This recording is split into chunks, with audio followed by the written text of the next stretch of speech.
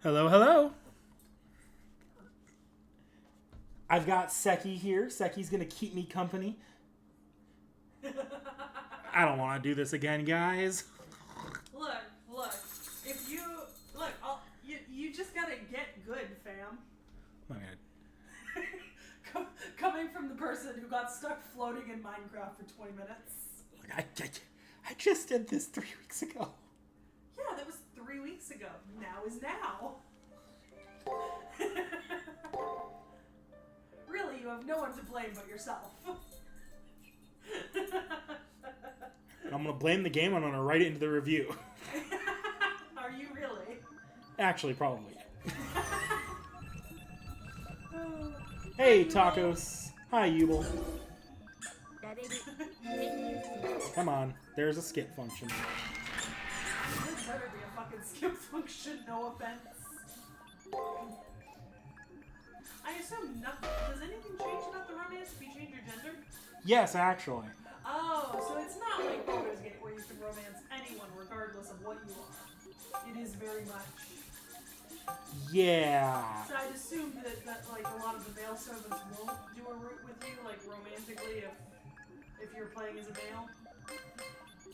Yeah, if you're playing as a male, the servants won't do a route with you. The females are bisexual though, because yeah. Some commentary on that, but maybe I shouldn't. It goes a little too hard. Taco says you really should have downloaded that H.D mod to have something nicer to look at. I saw that you mentioned it. I don't play with mods too much though, if I can help it. Yuval says, how about a silent Gilgamesh? What? I don't know what that means. And that there's a fast forward function in the PC, according to Tacos. In the PC? What is the most generic? Oh, I did try to do the PC. That's the most generic anime girl. That's actually the point. Like, dead ass, that's the point. I get that. It's just, you know. Ooh, big shiny boy. Oh god, Gilgamesh. Heavy armor does not make for great great audio to listen to on loop. Big back.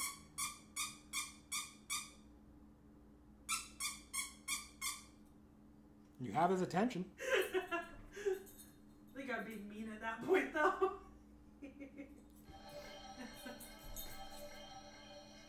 Oh, did you push it off the blanket, honey? No, you threw it over the side of the couch. I can't aim. It's okay. I'll get it.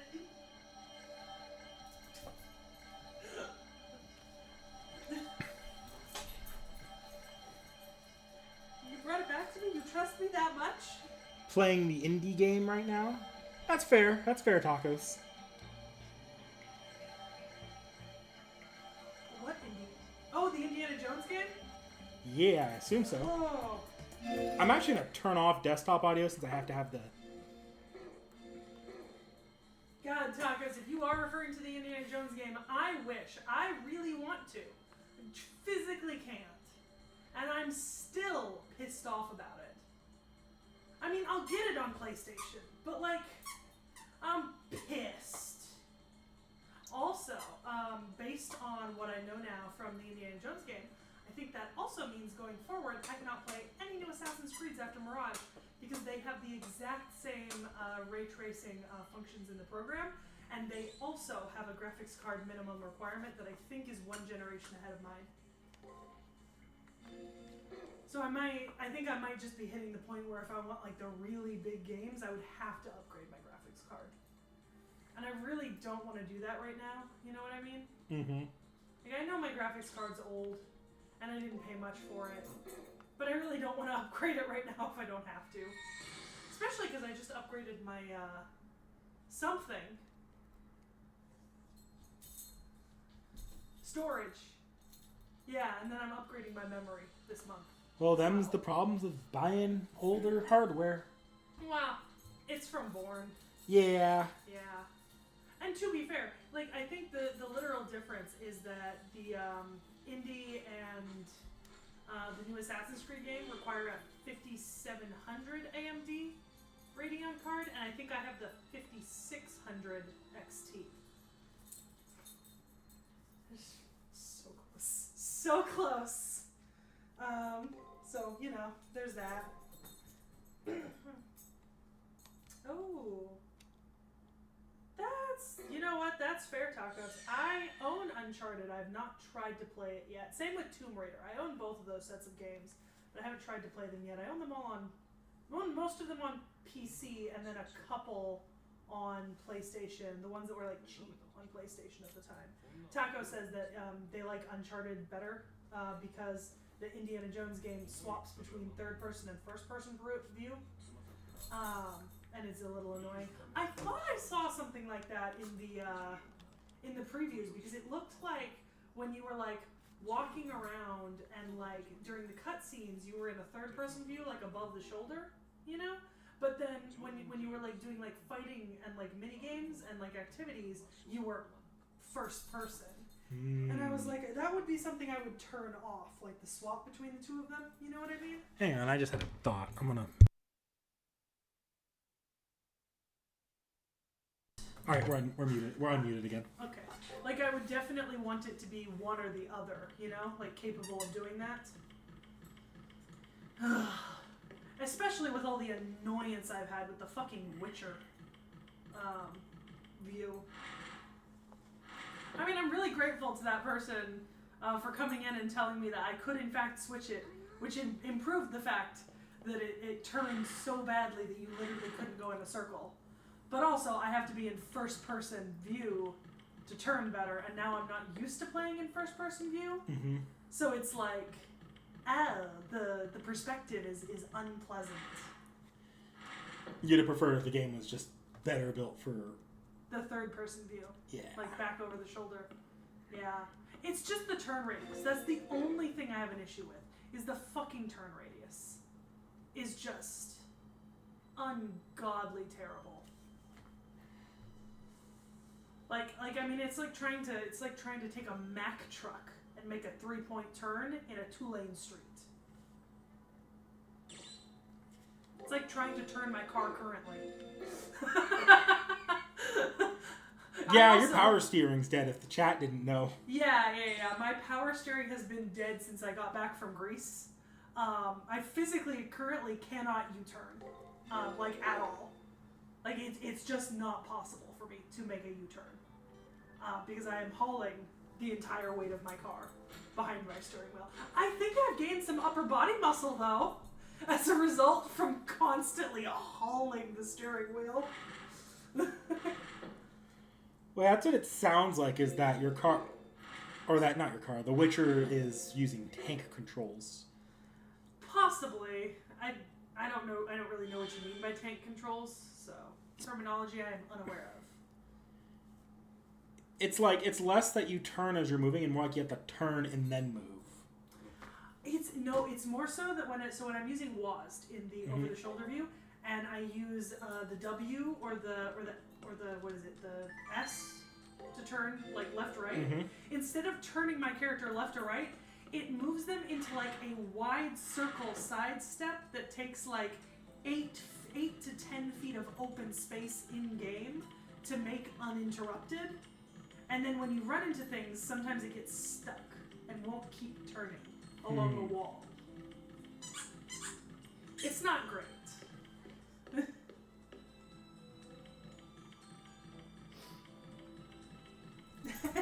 Taco says, which, while realistic, is annoying, especially when using gun as an option is always Indy's first idea.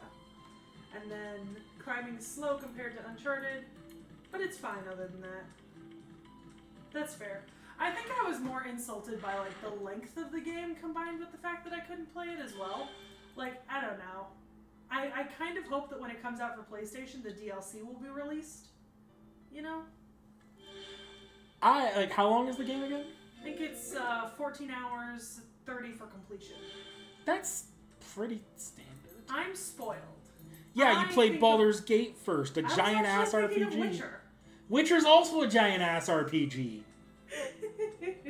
Look, I get it. I'm a big Xenoblade fan. Those games are like 80 to 100 hours long for a non-completionist playthrough. I get it.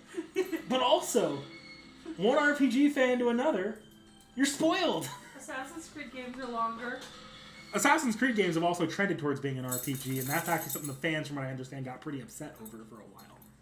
Yeah, we did not like Valhalla. Yeah. Also, open world games are a bit different, too. Fair.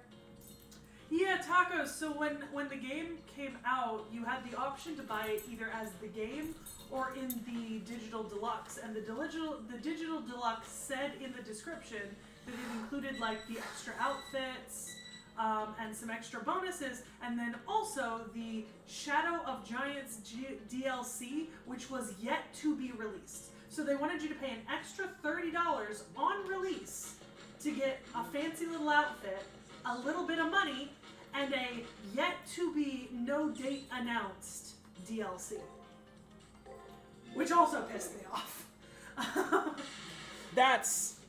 I'm not mad that you're mad. That is standard practice in in gaming right now, though. But it is still bullshit. I will agree with you there. Yeah. Especially because when I was looking at the things, because I didn't even know the game was coming out, but when I first saw it coming out, I went to see if there was like a deluxe like physical edition, and there's a really cool deluxe physical edition, but it's like $250, and you get like a journal and a globe along with the game. I wish I could say that wasn't also standard practice, but that's also another one of those big gaming industry just anti-consumer things. Look, I'm spoiled because I'm playing through a back catalog of like a lot of really good, highly rated, really long games, I think, you know? Because when I'm looking at like the games that are on my docket to play, right? I've got the Witcher trilogy, I've got the Tomb Raider trilogy, which is pretty well beloved. I've got the Uncharted games, which were pretty popular. I've got the God of War series, you know, the ones I can get access to. I have Assassin's Creed, like the older games.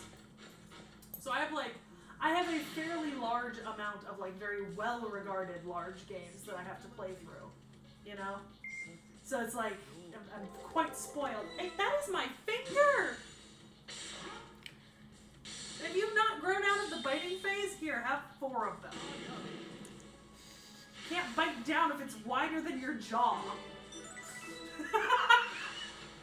He's trying, though. He is. Yeah, Quipper. Support the indie devs. On that note, indie devs, if y'all are into, like, cool 3D platforming with, like, historical and mythological inspiration, check out Raji. It's like a Hindu mythology, like kind of like low-key based on like the ideas of like the Mahabharata and the Ramayana, and it's really beautiful. I have it on PlayStation, and I picked it up there, and it was as an indie game that was just like super cheap, and I've always really enjoyed playing it. I haven't played it a ton because I don't play on PlayStation very much, but I've always enjoyed it when I do go to play it. U-Ball says you missed the opportunity to name the stream Starting from Zero. Yeah, I could have named it Starting from Zero. That is true. I have been thoroughly anointed with your dog's saliva. Just rub it on his blanket there. I think I might just go wash my hand. He really got in there. There's no world in which I could just wipe it and have it come off. Arguably a better design than her outfit in UBW. There are subtle differences. You might think she's wearing the same outfit. There are subtle differences, and those differences make the outfit. I have no idea what the fuck you're talking about. We're in. Yeah, I know we're in, but like, what's subtle differences? So you would think from like first glance, right? Or like I did initially when I looked over, she's wearing essentially the same outfit that she wears in like UBW, right? Like the red shirt, black skirt.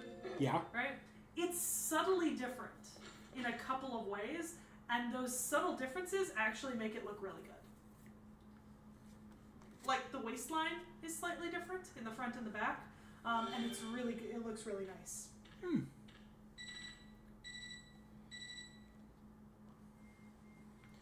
Right now, my backlog is almost entirely comprised of... Yeah, it's all visual novel. It's all Fate right now, unfortunately. That's fair. Also, now I have Stardew Valley and Minecraft. Yes, you have been playing Stardew Valley and Minecraft recently. Yeah. Not a ton.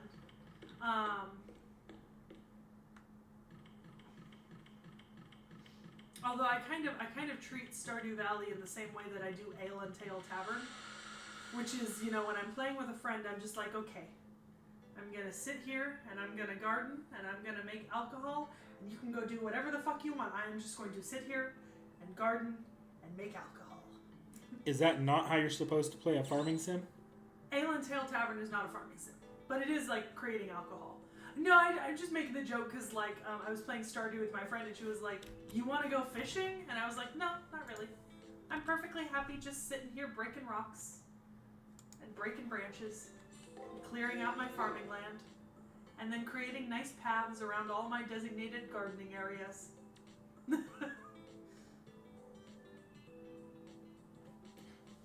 Yeah, U-Ball, I didn't get a look at that till she turned around, but I actually don't hate it. Like, it's like her off-time clothing, you know? It's not her school uniform, it's fine.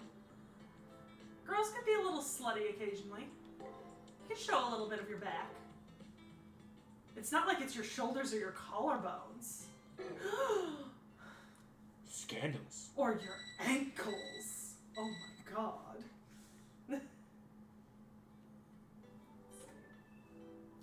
Taco says their backlog consists of the Indiana Jones game, the Fear trilogy, Killzone franchise, and the Grease-era God of War games, and then Extella Link, Melty Blood, and Cyberpunk DLC.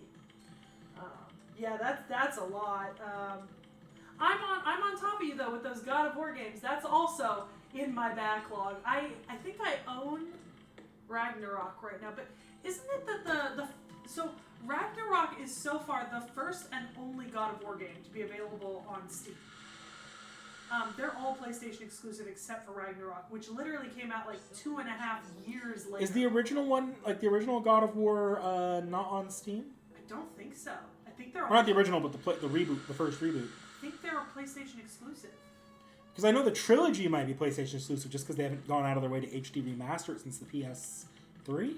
I mean, I can look. I have the Steam app on my phone. But I feel like the original, or the first God of War reboot game is probably on Steam.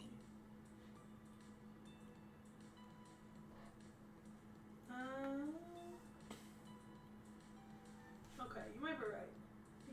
Yeah, I think you're right. It's the first one. Yeah, but the second and third are PlayStation exclusive. And are the second and third playable on PlayStation 5? No, so God of War, the original, 2 and 3, are only on the PS3. God of War, the one that's on Steam, and then Ragnarok are the reboot. Those are 4 and 5. Oh, okay.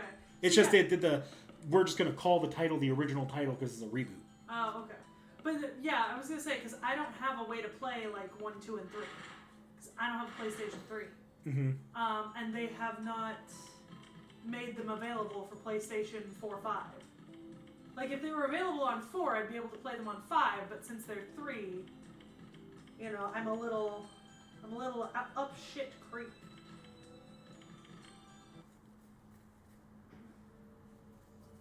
Yeah. Yeah, because the original trilogy were Greece and the newer ones are Norse.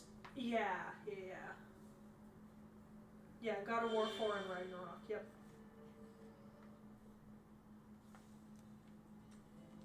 I don't know, that sucks a little bit because I feel like I really would enjoy the Greek God of Wars, you know?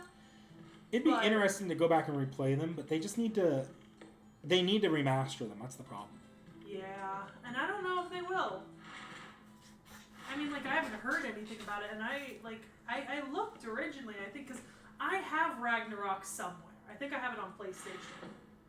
I might have both the reboot and Ragnarok. I might have 4 and 5. But I definitely have at least one of them on PlayStation. And I just haven't played it yet, because I don't have time.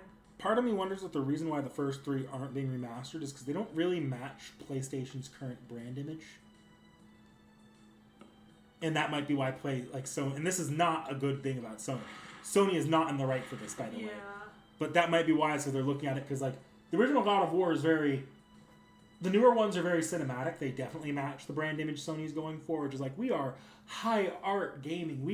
You are playing like high art movies. Older God of War was, I'm gonna go fuck shit up and fuck bitches.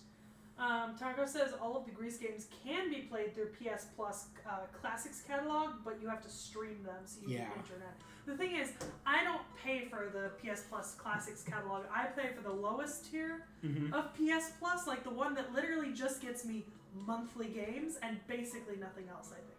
Because it used to be, so when I first started paying for it, when PlayStation 5 was like less than like a year old, I did have access to the Classics catalog. I had access to everything. But then, was it like 2 years ago or something? They made like tiers. So if you're paying for the lowest edition, right, like the what is it, like $8 or $9 a month, you no longer get access to the Classics catalog. You have to go up to like $15 a month or something. And I'm not willing to spend $15 a month when I don't use PlayStation that often. So, and this is how it was when I started PlayStation on the PS4. I got PS4 right for PS5 and I upgraded later. Because Realm gave me his PS4 for a bit there. They had two services. One was their Classics catalog and one was their online. I don't know, maybe did you have a free trial for the Classics catalog for a bit when you first got your PlayStation? Because I specifically remember that I had access to the Classics catalog when I first started playing for PS Plus. Because the PlayStation Online with PlayStation 5 also has another separate mini catalog that's just free games you get for having a PS5 and a PlayStation Online account. And they're like old PS4 games that are classics. A little bit different than their Classics catalog, which is like old PS1 and PS2 games and PS3. They're slightly different. Yeah, but like I said, I remember having access to the Classics, and I'm not paying less now than I was then. Like, I'm pretty sure it changed. I'm fairly certain. No, it was a separate service when I started. And you started after I did on PlayStation. It's just, I think what you're thinking about is the PlayStation Plus, like the PS4 gift games for PS5. Because then there was like Final Fantasy 15, God of War, the first one from the PlayStation, from the reboot. Persona 5 was on there for a while. Monster Hunter World was on there. That's not the PlayStation Classics catalog. You still have access to most of those.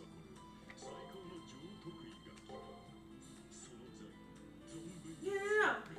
The new PS Plus tiers, Essential, Extra, and Premium. Oh yeah, I know. You're right about that they did introduce new tiers, but the original tier was a separate service altogether still.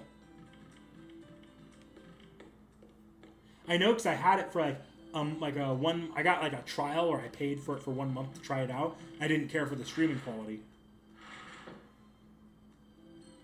Like if I go to my PlayStation right now, I have Sonic Adventure in your library. It's just not playable because I'm not still on the.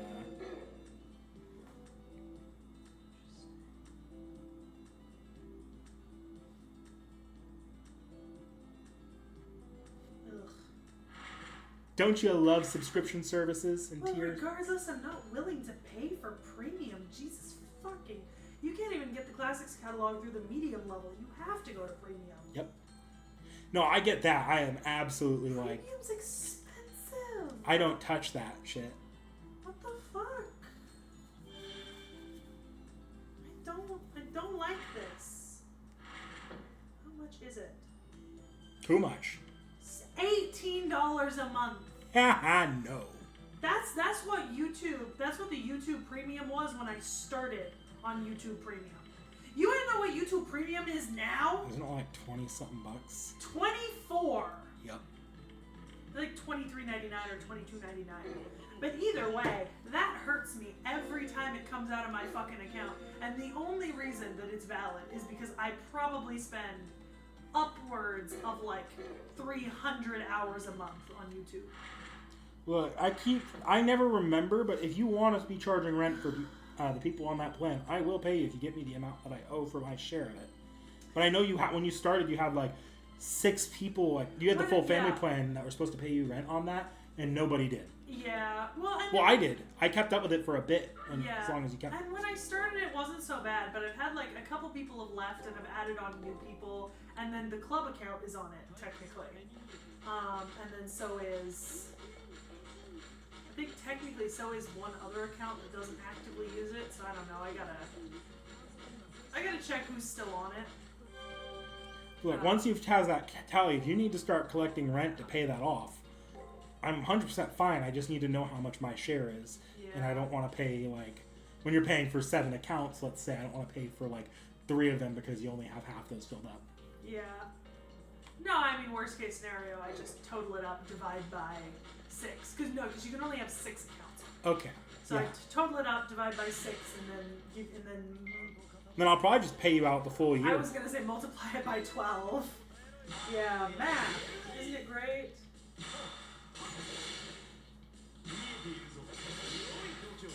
Because I'm spoiled by it as well, and I know that with these family plans, collecting the bunch makes it worth it. Yeah. Not that I've collected rent on my Nintendo Switch in a while, but I don't even know who actively uses it still. Maybe someday I will use it. You're not actively using it, though. No. If I really was worried about it, I would cut you off and replace you with someone who would pay then. That's fair. Yeah, to be fair though, part of the reason why I don't, I never asked about like the rent for the YouTube account is because you pay for the Crunchyroll. That is true. Yeah, and I use the Crunchyroll sometimes when it's easier to just watch anime there, and for new anime coming out. I have genuinely taken over the anime exclusive streaming services for the channel because I also pay the High Dive as well, even though no one uses it. Yeah. I think Realm uses the High Dive though. Maybe I do pay for Viz and Shonen Jump both, and Manta for comics and manga. Wait. What's going on there? Did somebody trying to click That's it? me right here. Oh, hi there. Yeah, that's. Let's get you off the main screen here. Yeah, yeah. I was gonna say, why is that? Yeah, I'm just gonna let you come up here and do this. Well, I don't know what it is. Fuck. Hold on. I might know what it is.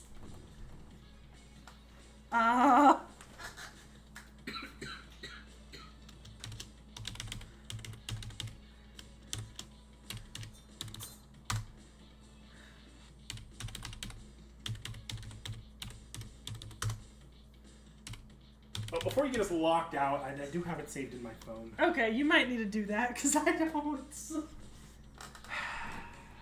I mean, I have to text you every time I need it. I'm gonna need you to let me in 2 seconds. That's fine.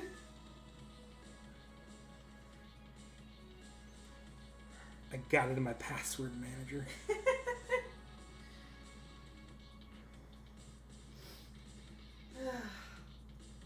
But why is it popping up now?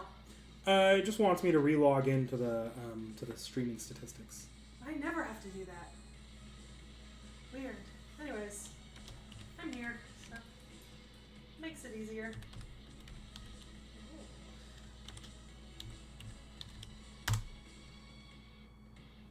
Might send you a verification. Yep, it did. What number? Bold of you to assume I could read that from here. I almost couldn't. All right. Respectfully, you underestimate how blind I am. I stopped touching the controller for 2 seconds and it shuts off. Yeah, tacos. Understandable. I'm gonna try shifting in some other games to my lineup because I think, I don't know, it's not really sustainable for me to keep up with Witcher every single week at this point. I don't know, I'm just realizing that it's very hard for me to play the same games again and again and again. You know what I mean? Yeah, my controller might just be dead. Oh. Yeah, I'm just not used to... I'm not used to playing games, like, long-term unless I actively have someone in, like, a voice call or a video call with me. So it's a little hard for me to to hold interest after a certain point. What you need are shorter games, closer to around 14 to 15 hours, 30 hours for a completionist playthrough. Respectfully, fuck off. However, on the note of upgrading computer parts, I might be able to get back to streaming Baldur's Gate in a couple weeks. Maybe. Just in time for the patch 9 update. Maybe. I'm doubling my memory, which should, in theory, fix. I think the memory was the problem. You know, like, because that was the only part of my computer that was like up at like 98% when I tried streaming Baldur's Gate. So in theory, doubling it should like decrease the load. Tacos. Astrobot is absolutely in that 14-hour to 30-hour completionist playthrough range. Bruh. No, the fuck it's not. Yeah, it is. Not if you're bad at it. Which, by the way, Astrobot will be returning, just not this week, because I'm here tonight and we're busy Thursday, and then next week I'm also fairly busy through the week. So it'll probably return the Monday after Valentine's Day, which will be the 17th, yeah. That's probably the next time I'll have the time to stream Astrobot. So yeah, definitely getting back to Astrobot. I mean, I'm not super far from the end. Like, I'm decently close to the end, I think. Nowhere near done with, like, a completionist, play. Mostly because I can't beat the challenge levels. And that is in 100% honesty. I just can't beat them yet. Have you considered getting good?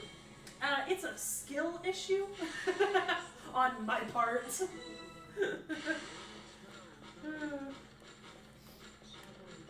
But yeah, no, I think I also need to be shifting more FGO into my regular streams. Just because I didn't actually mean to stop playing FGO for like a month. Like, I only meant to like take like a week off. It was mostly schedule things after that first week. Yeah. It just never worked out. But I also know you were struggling because you're finding you're not good at like visual novel presentation on stream. No. That's why Ace Attorney fell out of your schedule. Categorically terrible at it. On that note, I need to log into FGO. Yeah, I would do it before the next hour and a half. Why? Because the server resets in an hour and a half. Well, yeah, that's what I meant. Yeah, no. I have been terminally bad. Like, I think I might have just managed to get to my first 7-day streak in 3 weeks yesterday. And it's not for, like, lack of trying. I just keep accidentally missing, like, one day by forgetting to log in. You know? Mm-hmm. It's really annoying. There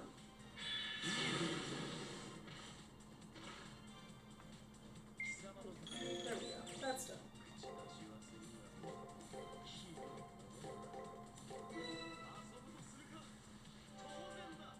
And then I'm not really streaming Infinity Nikki anymore because there's not a whole ton of interest in it on the channel, which is fair. I don't expect people who are into Fate to necessarily be into a faction dress-up game, you know? But I am playing it on my own pretty actively still. In my personal account, I've completed all of the current story available. And I'm currently just in that point where I'm like just collecting to make the legendary outfits. And participating in the timed events. Because there's a couple timed events going on right now that are really cool. And I'm actually really enjoying just, like, yes, there was story, but, like, now I just have the opportunity to, like, I have a goal, and I just go until I achieve that goal, and then I set a new goal. And that's working out pretty well for me in terms of keeping interest. I think the problem is, optimally, if you're doing games once a week, you don't really want to be doing giant-ass RPGs. If you're doing games more than once a week, then you'll get through an RPG probably in a matter of a month or two. Yeah, and to be fair, I am logging into, I'm playing Nikki daily to keep up with my logins, so. Because I get bonuses for logging in, you know? Yeah. Yeah, and then sometimes I play Nikki for like 10 minutes, you know? I literally log in, collect my rewards, double check on events, and then leave, and then sometimes I log in and I play for the next 3-4 hours. You know, it just depends on what I have time for and what I'm in the mood for.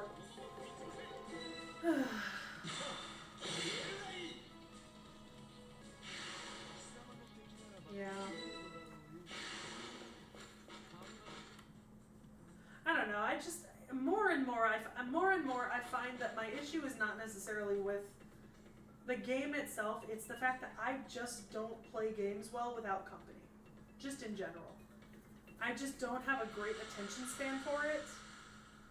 Like, I just like to have company when I'm playing my games, whether that be a video call or a voice call or another person there with me or someone playing with me. It's preferable.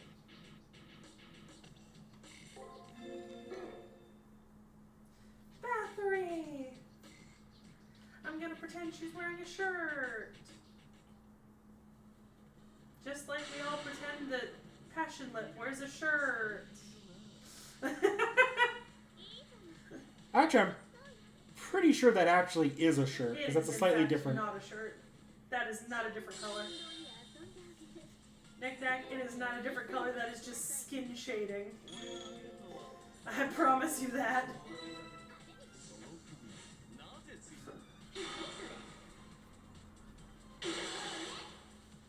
She's got about as much top coverage as... Oh, there's a panty shot every single time she hits. Oh, yeah, absolutely.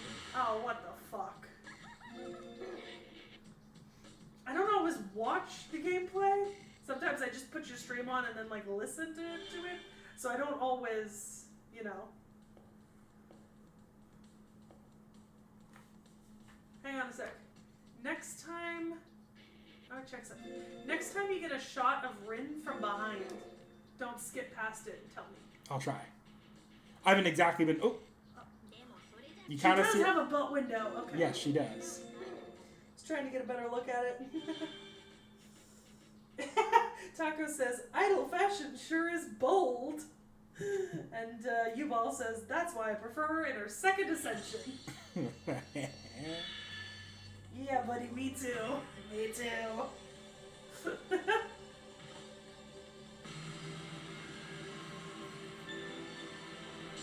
Speaking of ascensions, did you get a look? Did you take a look at the new art I added to the slideshow? I have not taken a look yet. I'll take a look later. It's just a different piece of art. I went in and I just randomly switched out a few of the photos you picked to have a little bit more variety with it. Yeah. So. That's fair.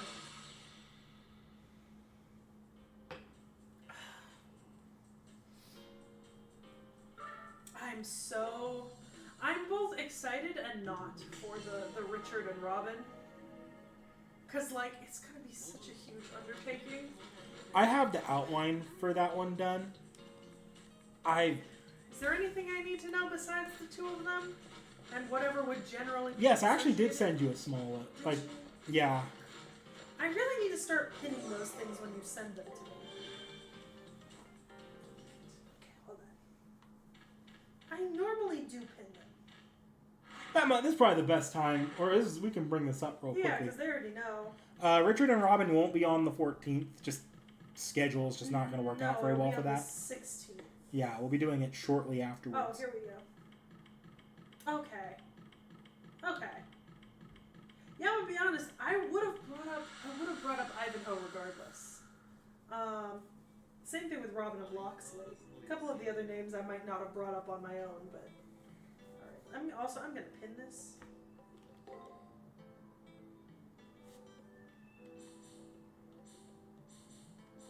Are you already pinned?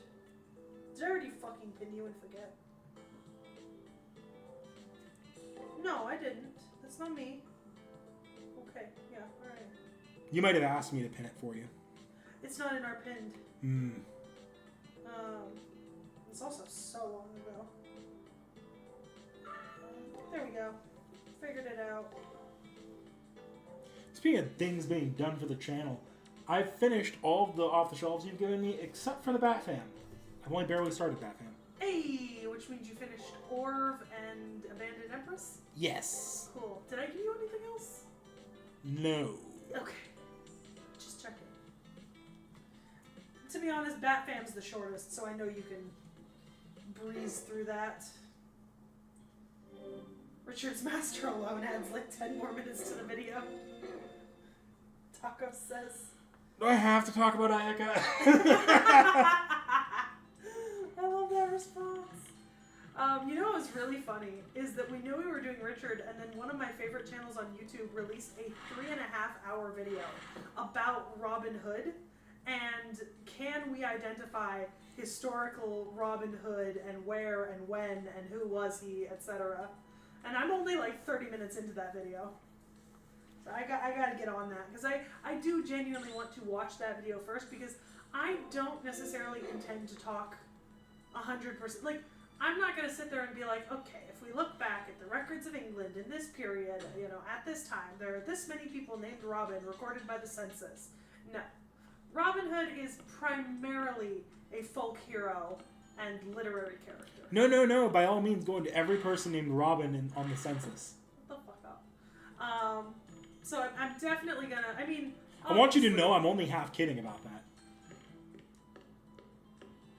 No.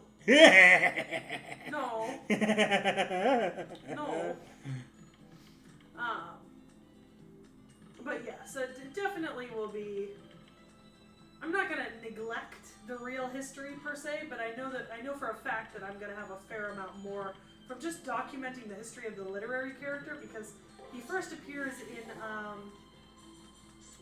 the Piers Plowman story, The Dream of Piers Plowman or something, which I did actually read for an early English literature class. I have a copy of it, thank God, so I can just pull it out and reference it. But like, his character has evolved a lot between its first appearance in Piers Plowman and like the modern day Robin Hood per se, because like Robin Hood today is like an active folk hero. You know what I mean? Like, it's very much rob the rich to feed the poor. Piers Plowman's Robin Hood was not that Tacos, character. I see what the fuck you're saying here, but here's the problem. You bring up that she's a possible servant candidate. Okay? She's not a servant yet, so the moment she is a servant, that means we still have to cover her in updates.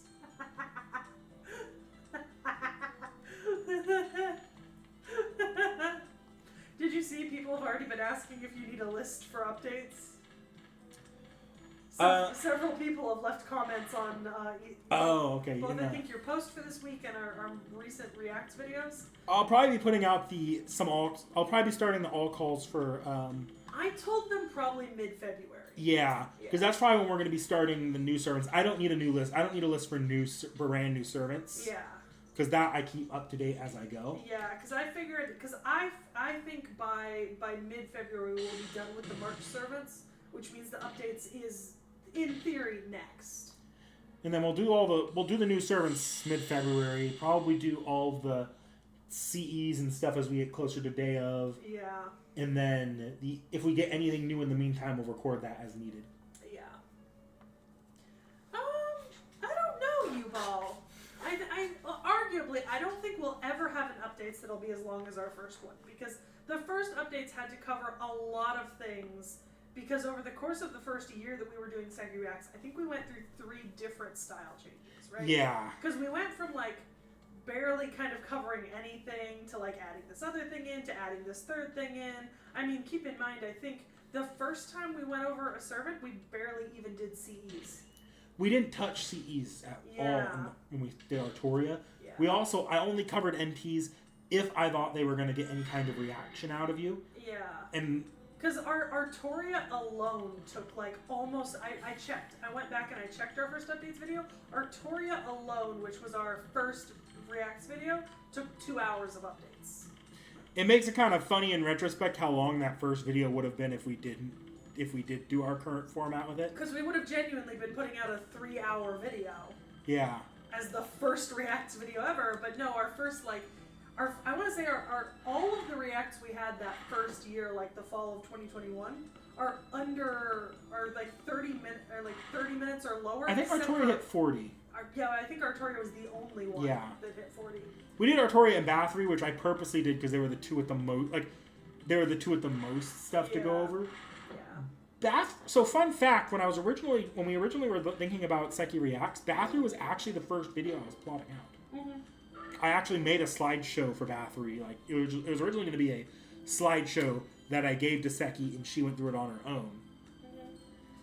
Yeah, but see, because our second updates, last year's updates was only like 2.5 hours. So I'd be willing to bet the updates will probably settle somewhere around 1 to 2 hours. Perhaps. Probably. Because we've also done like some less impactful servants over the last year. Like not all of our servants have been really big ticket names and stuff because we're starting to run out of those. Yeah. Which is kind of another issue altogether. Hence why we've got something potentially experimental going up this Friday, in the hopes to sort of stave off some of that. But we'll see if it actually works. We've got a few ideas, or I've got a few ideas that I could use to potentially scratch similar. Yeah, but you know, it's so I'd expect this year's updates will probably be like somewhere between an hour and a half to 2 hours. At the most. I don't think it would be much longer. No.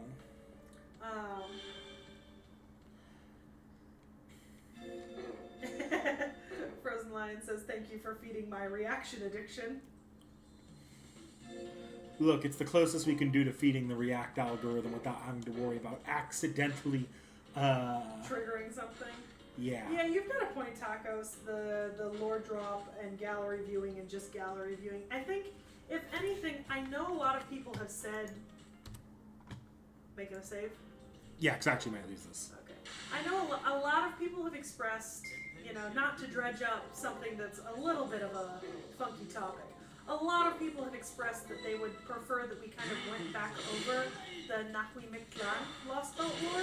Yeah. And I get it to a point. I think maybe between, you know, perhaps the amount of attention I paid and the way you explained it, maybe I didn't get like as good of a picture of it as I probably should have.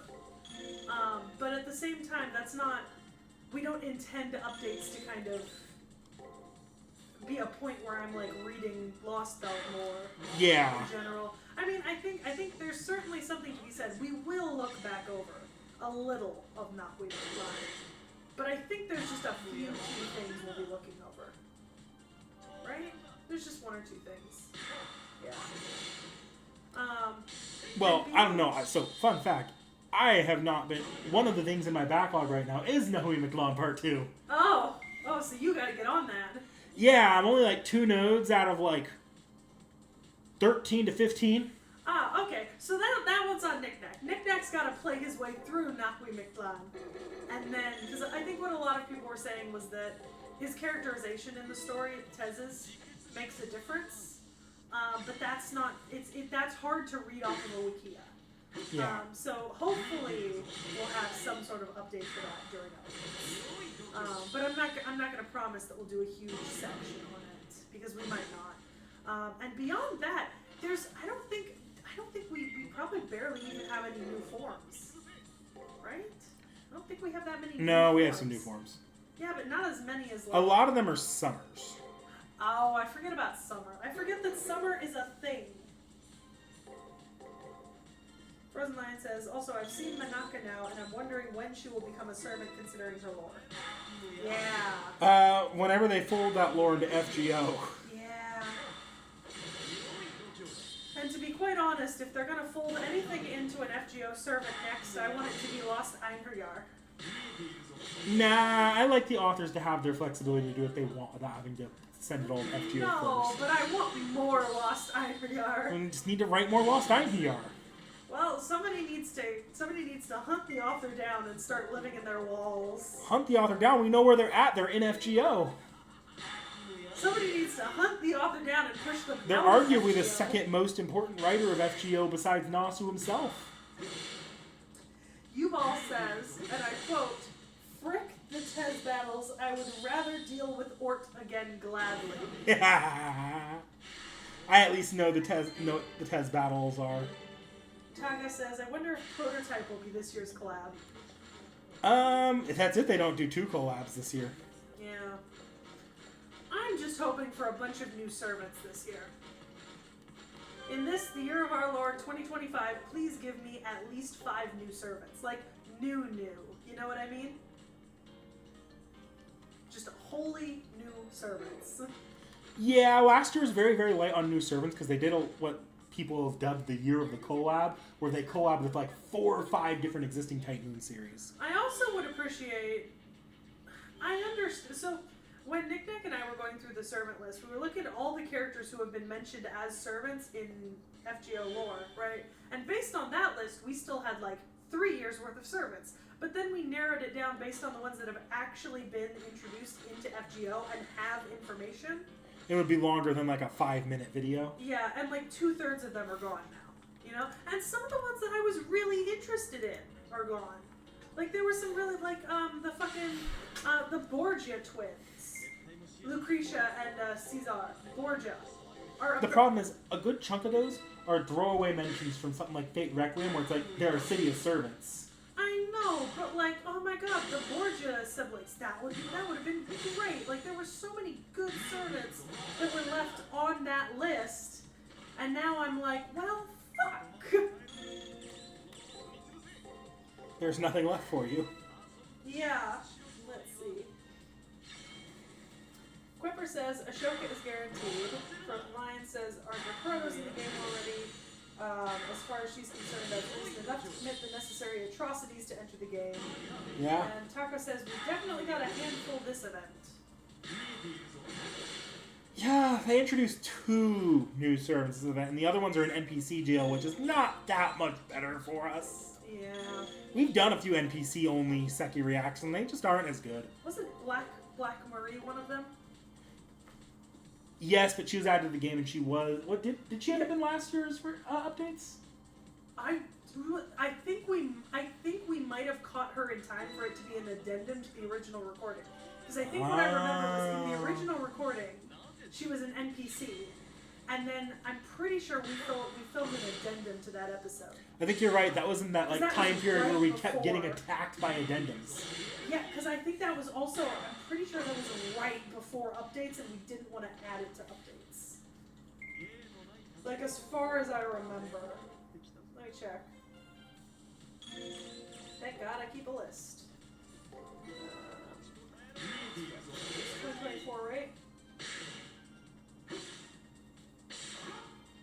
No. It was the year before. Okay. She was 2023? Was she? What the fuck? She was in 2024. She was 2024. Okay. Yeah, she was definitely last year. I'll find her. I'll find her. I just gotta figure it. Oh, there it is. I had Louis the list in front of me. It was in June, so it was just after updates. But I'm pretty sure we covered. We might not have. I don't know. But she was after updates, solidly. Huh. If she was in our last video, she was in updates, or she was added as an addendum then. No, I mean, but that's why I mean, she was in 2024, but she was in like June of 2024. So she wouldn't have been added to updates then, obviously. I can't remember if we did a little addendum. We addendumed it. Okay. Which I had no notes for. Quipper says the main villain of the Dragon event got my hopium up for the new Persian servants. Oh, there could be so many good... I have so many ideas for characters that would make good servants. And I want FGO to bring them all to life.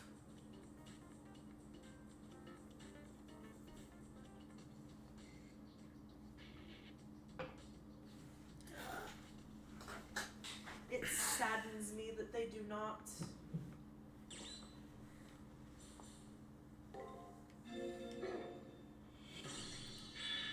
Look, not every servant can just be snapped into the universe. I got Tutankhamun though. You did get Tutankhamun this year. I got Tutankhamun. That is a huge win for you. That is a massive fucking win for me. That is possibly the only video this year that I could do no notes. Like fully. As a new servant. I think the only better characters for me to be able to do off the cuff no notes, right? Would have been Akhenaten or Queen Hatshepsut. Those are arguably the 3 figures I know the most about in Egyptian history. partially because I've done several. Actually, I could do one on Pentaweret, but I cannot see Fate ever making Pentaweret a character because, like, so Pentaweret is also known as Unknown Man E, and his mummy is famous because when he was discovered, it was very obvious that he had been non-traditionally mummified, and his face is kind of morphed into this like horrible scream of like pain. You know what I mean? And like his innards have not been removed properly and all that stuff. And what it turned out is that he's one of two sons of one of the Ramses pharaohs, who in all of his logic thought that having two great wives, each with a son about the same age, was a great political idea, and then ended up getting his throat slit almost to his neck bones. And then there was plotting between the two half-brothers, and then the one who wasn't Pentaweret won, and had Pentaweret and his mother killed for treason, because they were the ones who started the plotting to kill their father. And it's actually, I think it's the papyrus recording it, is called the Harem Conspiracy. It is the oldest written record we have of a trial in history. So I can't see Fate adding Pentaweret because that's not really the kind of character that Fate adds, you know what I mean? Tacos did have a good point. You know who's probably going to end up in the game because they purposely remain vague about a character? Either Bastet or Haster. We don't know. They remain Hathor. Hathor, sorry, Okay. yeah. They remained purposely vague about who this character was, but hinted at both of them. I mean, technically, here's my bit of hopium for this. If they hinted at Bastet and Hathor, most of their hints would also count for Sekhmet. The three goddesses are often linked together and associated together, and they share a lot of symbology. So there's my hopium. I would be very happy with Bastet or Hathor, though. In terms of deities, those are two that I can do relatively easily as well. Emmia faced Pharaoh? Yeah, Frozen Lion, Mummy the movie feelings. That's the vibe. It's very similar. You know? Yo, this Halloween, do y'all mean Hastur or Hathor? Because you're saying Hastur. Pretty sure they mean Haster. No, they could mean Hastur. Because, well, Hastur is technically ancient Egyptian, but he's a character in the Cthulhu mythos. Yeah, no, I know for a fact that's who they're talking about. Oh, okay, so then not Hathor, yeah. Hastur. Haster. Okay. I was like, I know of both of them. Because I've read that story. Actually, I ended up reading that story after we did the episode on Nyarli. Mm-hmm. Because I really liked Nyarlathotep.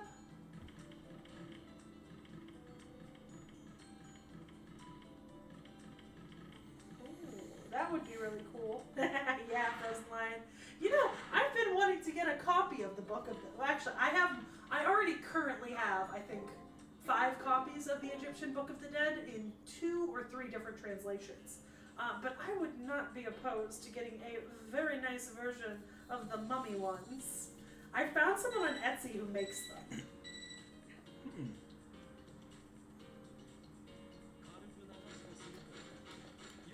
Speaking of, one of my Christmas gifts this year from the girls. Yeah. I got a full set of Canopic jars, and they're food safe. Canopic jars? The jars that they put like the different organs inside of, with the different heads, and they're food safe, so I can drink out of them. I got the full set of the normal 4, and then my friend also got me one with the head of a lion, as kind of a joking reference to the whole Sekhmet thing and the fact that I have cats, which is pretty cool because they don't make them with cat heads traditionally, so it's cool that I got both.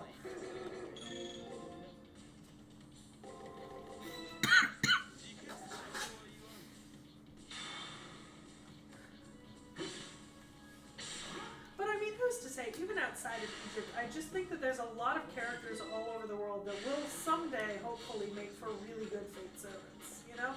Yeah. I think there's so many characters that would make a great option, and I'm very excited to see if they get made. I think the bigger case is just that they can't use them all at once. They want to keep having stories, and oftentimes they need the right writer with the right passion for that particular piece of mythology. Yeah. Although whoever wrote Drake, really, somebody should email that particular writer or author and be like, hey, have you ever heard of someone named Granuel? I'm pretty sure that's Nasu. I think Nasu is the one who originally wrote Drake in Extra. Dear Nasu, have you ever heard of Granuel or Gran Mahol? She was an Irish pirate queen who actively rebelled against the English at the same time as Queen Elizabeth I was reigning, and the two of them once met in person so that she could tell her to fuck off out of Ireland. And the best part was she was Irish nobility who turned to piracy to defend her land. Like, I love this woman. She would make a great Fate character. You know what I mean?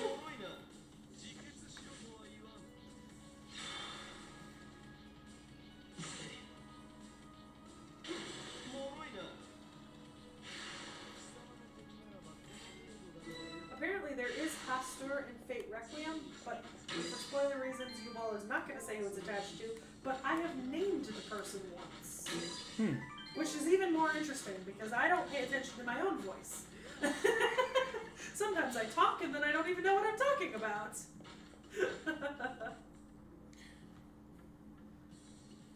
So do you know where the point is that you made the original mistake? Yes. The place where I made the mistake is the next gameplay week. I'm almost through the first gameplay week. Mm-hmm. Then there's gameplay week 2, where I made the mistake. I should have done something at the start of the week and I didn't. And then gameplay week 3 was where I ended up getting to where I tried to stream from last time and I just didn't finish. It just wasn't happening. Yeah. Oh, you dead, Jack. Hi, buddy. Good boy. What a cute puppy. Rolling on the belly. So cute. Frickin' Peachy. I got home yesterday from a job. And you know what the first thing I had to do today was? Clean her butt. She's so fat, she doesn't clean her own butt properly anymore. So I have to do it. And she doesn't enjoy it, and I don't enjoy it. And like, you could solve this whole problem if you would just groom yourself like a cat is supposed to. But she can't, she's too fat. I saw her today, and I asked my mom, I was like, is she a little skinnier? And my mom was like, no, you just haven't seen her in a week or two. Let's see. Oh yeah, and Edwana would be an amazing character. Yeah. Oh, yeah, Virginia Dare as a foreigner or any American colonist as a servant, like the famous ones. Yubal says, I can tell you, Seki, but I don't know if it could be developed more in FGO and ruin the surprise. Yeah, I mean, Yubal, you don't have to. Here's the thing. You can tell me, and there's a decent chance that I will either cling on to it forever and never forget it, or forget it before the end of tonight. It's a 50-50, and I cannot guarantee one way or the other. Right, Nick Nick? Yeah. But yeah, no, if you want to leave it obfuscated, that's perfectly fine by me, because I'm certainly not going to go back thinking about who it might be combined with. I would just wait then and see if they get introduced.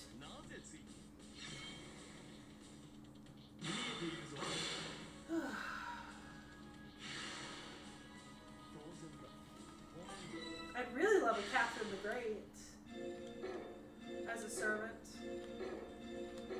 That would be amazing. There we go. For some reason, I don't know what makes the skip function not be a skip function sometimes.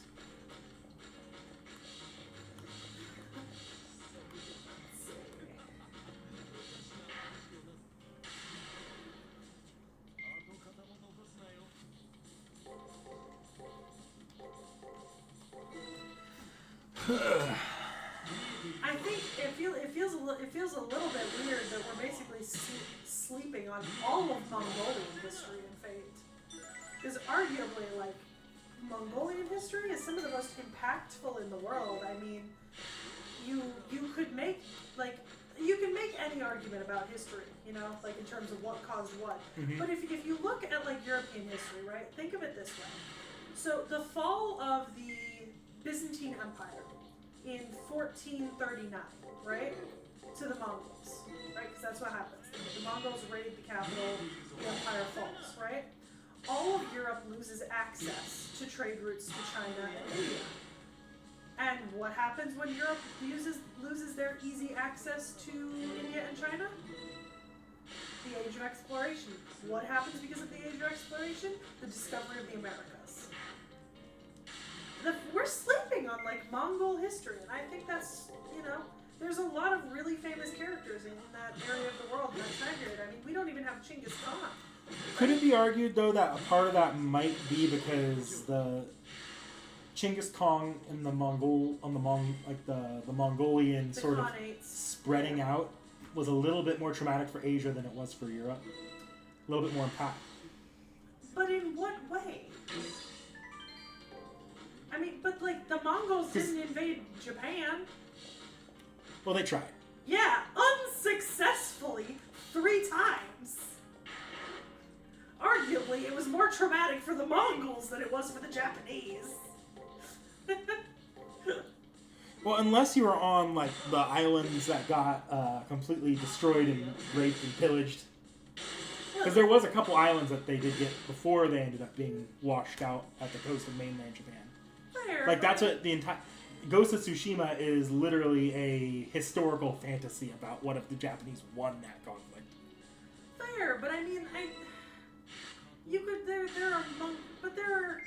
there are characters that are based in, you know, not great. Well, I don't know. I don't think that's necessarily an excuse not to do any Mongolian characters at all. Well, I don't... You think back, you go back further, right?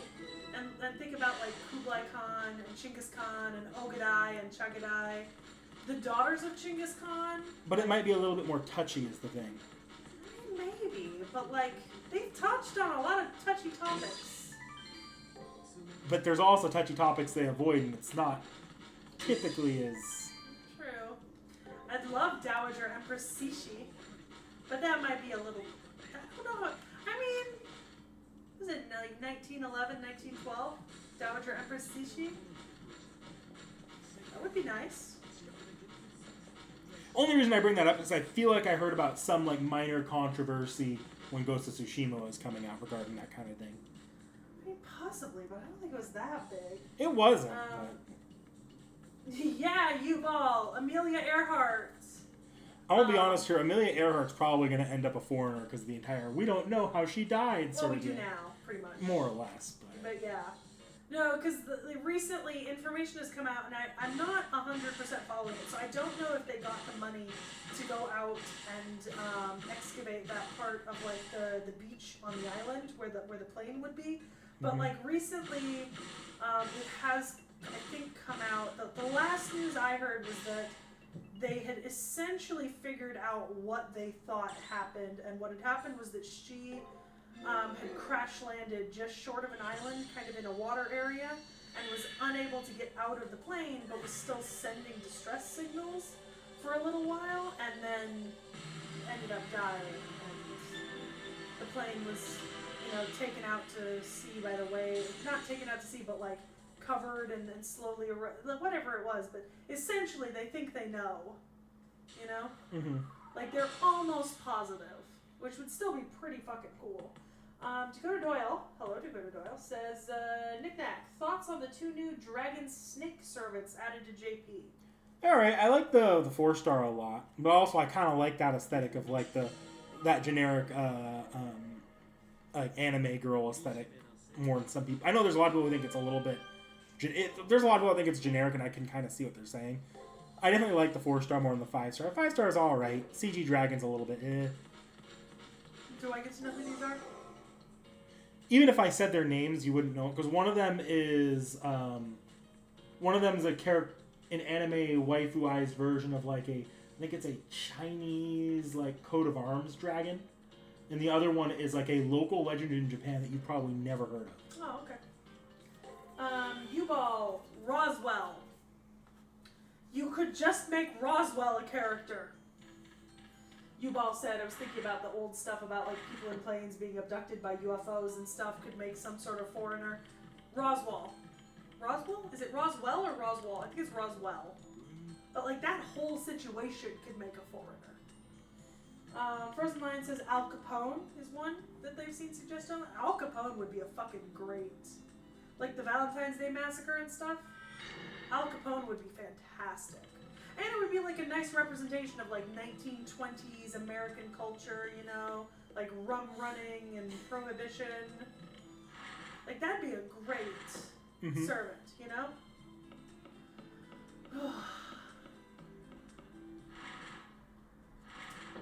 Quipper says Italian coat of arms dragon. Italian, okay. Taco says they look a little boring, but people seem to like their personalities. So, that's fair.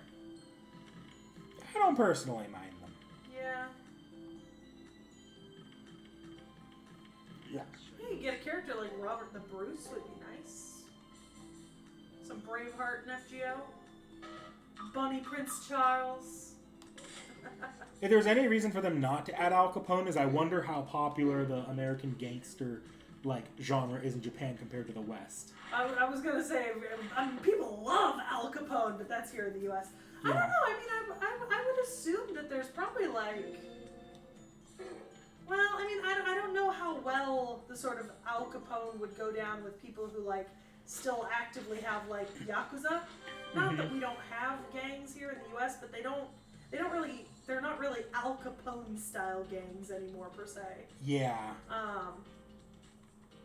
But yeah, no, I'd love that. You know what Al Capone fights with? A modified Tommy gun. Yeah. With a 100-round barrel.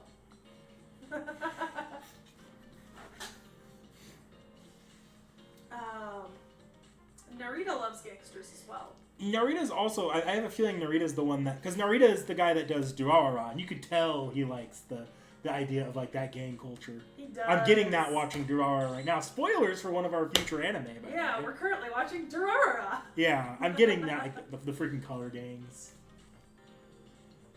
Just the entire main character. Yeah. Yeah, no, I fucking love it. Let's see. Yeah, Quipper. See, Bakuno, Kitsekyo Hitman Reborn.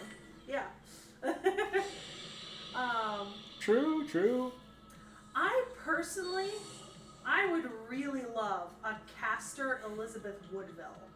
Who's Elizabeth Woodville? So Elizabeth Woodville was married to not Elizabeth Woodville I think was married to Elizabeth Woodville was married to a man to end the War of the Roses. And her children, one of them married to one of her daughters. She had like 9 children. 2 became the princes in the tower. 1 ended up married to Henry Tudor, Henry VII, and became the mother of Henry VIII. And Elizabeth Woodville, according to British history, right, is that some of the rumors about her going around at the time were that she cast spells and curses upon the enemies of her husband and those who killed him, and she cast a curse on the bloodline of Henry Tudor, right, Henry VII, that before she knew that her daughter would marry him, that his bloodline would end, and then her daughter married him, and she could never undo the curse, and that's why the bloodline of the Tudors ended with Elizabeth. Because Henry Tudor was cursed to not bear heirs properly. But she also had like 14 kids, and so but she was very famous for the period. When you say that duo, are you talking like Bonnie and Clyde or something like that? Ooh. Yeah, do you mean Bonnie and Clyde?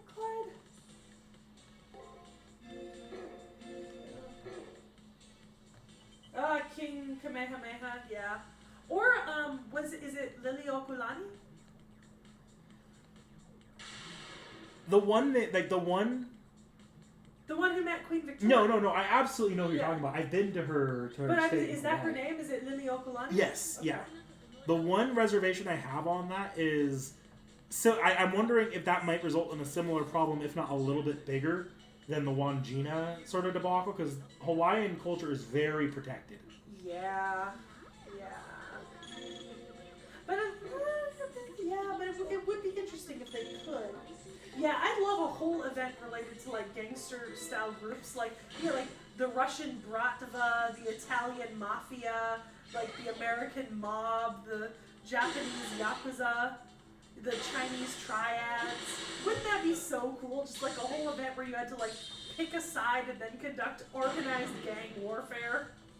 That might be a little bit messy culturally. Not gonna lie. I volunteer to fight for the Bratva. You know, I forgot to put any code casts on my master. Whoops. Let's see. Taco says there's a psychopathic murderer duo in Baccano. TR Origins. Hi, TR Origins says, imagine Henry VIII as a servant, high and mighty dude who gets turned into comedy fodder. I maintain, I think Henry VIII would make an interesting servant. I think his wives would make a more interesting servant. Just because, like, Henry VIII was a king, and he ruled, and he did some things that were good and some things that were bad, and he was an emotional wreck, yada yada. But he's famous because of his wives, essentially. And I think his wives are really interesting characters, each in and of themselves, especially since they're all related. You know, you do know Henry VIII is related to every single one of his wives. Mm-hmm. They share a common ancestor, which is even more interesting. I wish I could see like the wives of Henry VIII almost in like maybe the same sort of way as like the Valkyries or something, where you get like they all come, but you only get like one. You have to like pick which one you want represented. You know what I mean? Or like the Hassans, you know? It'd be cool to see them in like one of those two contexts, you know? Like as a very defined group that share like something about them. Either like the Hassans, they all share a class, right? Which, you know, it'd be really funny if they all shared the class of like Pretender or something. Or like the Valkyries, in which you kind of, you pull the card and it's all of them, but you pick the one that you want like visible, you know? Would be really cool. And then when they make their attack, it summons all of them. Dakota Doyle says, I have an idea for a pretender class, Nobukado pretending to be Takeda Shinge. Yeah, Frozen Lion, Naga mentioned before, Kamehameha would be great. I mean, not exactly Dakota Doyle, I think. Not exactly. But, like, I suppose if you had to compare two mythologies, that would be relatively similar. Hi, Jens! Yeah, we're just kind of talking about characters that we would like to see as servants, like, potentially in the future. Quipper says, knowing FGO, Henry VIII's wives would share the Saint Graph created from his legend, and we'd have something like Nikitich. I mean, possibly. I just think that I think there are two contexts in which it would be fun to have a group of wives as like a character, right? There's the wives of Henry VIII, and then the 9 wives of Ivan the Terrible. You know, because Ivan the Terrible had 9 wives, and it's actually hilarious when you follow through with all of them. Because like collectively, I think, with the exception of the first one, which her name was Anastasia Romanova, but she's not related to Anastasia Romanov, right? Like, no relation, same name. He loved her, supposedly, and then she died suddenly, either of natural causes or potentially poisoning. And then he got super, super fucking paranoid and shitty as a king. And then his next 8 wives, I think at least 7 of them, he went on to have killed or like have assassinated because they tried to assassinate him, or they were used in a plot against him, or like etc. Like a very interesting group, you know. Be really cool. Jen says Otto the First. Yep, first Holy Roman Emperor. Yeah, the Lance of Longinus with Percival. That would make sense. Queen Mary as a mirror monster servant. Mary, Queen of Scots. Yeah, that would be great. They've referenced the Bloody Mary like folklore in FGO before. Yeah, well, I think no, because Bloody Mary and Mary Queen of Scots are two different characters. Because Bloody Mary is Elizabeth I's half-sister, right? And she's known as Bloody Mary because of the action she carried out against Protestants in England while she had control of England.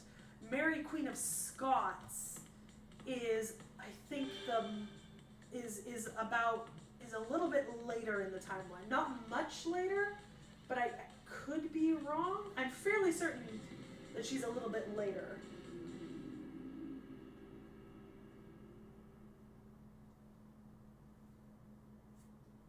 Yeah, Mary Queen of Scots.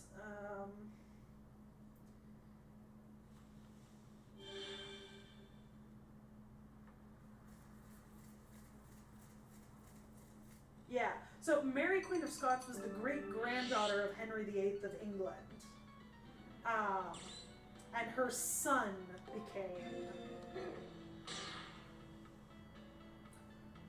became King of Scotland, England, and Ireland, forming the Union of the Scottish and English Crowns in 1603. That's what I thought, because like there was a whole thing about like having her tomb moved and stuff. It was very interesting. Let's see.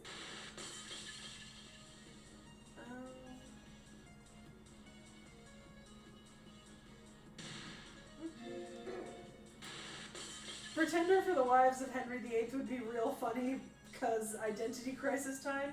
Yeah. Okay, so then Mary the First. Yeah, Mary the First is Elizabeth's sister, the one who participated. That's Bloody Mary. But Bloody Mary, Mary the First, is not the same as Mary Queen of Scots. Because Bloody Mary, Mary the First, if she's Elizabeth's half sister. Yeah, no, they're not the same character. That's what I mean, is that Mary Queen of Scots is a different character. I'd like to see Mary Queen of Scots. And Knick Knack brought up Bloody Mary. Yeah.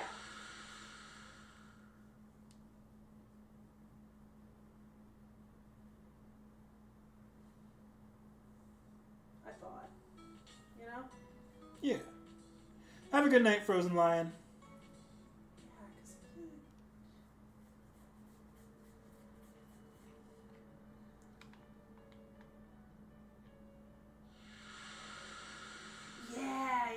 Because Mary Queen of Scots' father was James V. James V was the son of Margaret Tudor and James IV of Scotland. Margaret Tudor was Henry VIII's sister. So for the timeline to work, yeah. No, I was right. Different characters, but within like 50 years of one another and within the same family tree, but different characters. Which is really inconvenient than the, like, Mary the First, Bloody Mary, Mary Queen of Scots. It makes it sound like you're talking about the same person. Yeah. But it's two different people, but three different titles. Being someone named Mary in that general era. Not fun. Yeah. Also, so on the topic, Henry VIII, right? He sent his sister Margaret. So he had two sisters, right? Margaret and another one. And Margaret went up to marry king in Scotland, and the other one ended up married to one of his like trusted advisors, but only because he sent her down to marry the King of France at the time to forge an alliance, and on the way she had an affair with his friend so that she wouldn't have to marry the King of France, who was like 80 at the time and decrepit. And then he almost exiled her because of this, even though she ended up married to one of his best friends. She was exiled from court because of her actions, and eventually died. And Henry's friend got remarried and stuff. But his other sister, Margaret, went up to Scotland, and she had an absolutely horrible life because Henry actively feuded with both Scotland and France, right? And so she was married to James IV. And he died and she had he made her have like 6 or 8 children. and like she had like a bunch of daughters before she had a son, and then he died in battle, and her son was like only a couple of years old, and the Scottish nobility basically tried to essentially like imprison her and remove her from her children because her children were the heirs, but they wanted control of them, and she was like, no, I'm the daughter of kings, like I want to participate in raising my own children, etc. And like her entire life she was basically just in this like horrific tug of war between trying to like raise her children and not be like torn away from them and stuff like that. So Margaret had a pretty shitty life as well. Interestingly enough, in the BBC show The Tudors, which I watched relatively recently, Margaret is actually played by the girl who played Lucy Pevensie in the Narnia movies, but she's all grown up and I almost didn't recognize her because she's like a full-grown adult in like The Tudors. So it was very funny just seeing that actress again. Interestingly enough, you would note in that particular version of The Tudors, which I actually think you'd enjoy watching because there's a fair amount of like intrigue in it, Anne Boleyn is played by the girl who plays Marjorie Tyrell in Game of Thrones. And isn't that a funny set of characters to have played both of? Yeah. Yeah. So yeah, I don't know. One of these days we should watch some of the Tudors together. Yeah, if we have time. Yeah, I really enjoyed it. I also watched the White Princess, White Queen, Spanish Princess trilogy, which is also a very good trilogy about British history from that era. I had my personal chat view set to talk chat, not live chat. Oh, I'm watching the live chat. Yeah. Yeah, that's a pretty big crack window. I'm just gonna ignore it. The front of the outfit looks really good, so I'm gonna ignore the back. You know? That's my prerogative. But yeah, no, I think the War of the Roses, just that period in history, produced actually a fairly large amount of like very interesting characters historically, you know? And I think Elizabeth Woodville is certainly one of them. Henry and his wives, definitely. Mary Queen of Scots and Bloody Mary are both very interesting. But then again, I also, it's not just there. I mean, in European history alone, I mean, just looking, like, there's the Borgia siblings, who are very, very fascinating. And then the entire, there's that family that basically bankrolled fucking Florence, and oh my god, I know them! Have they come up before? The Italian family that basically bankrolled the Renaissance. Fuck if I have to Google this! Jesus friggin' Christ! I think they have come up before.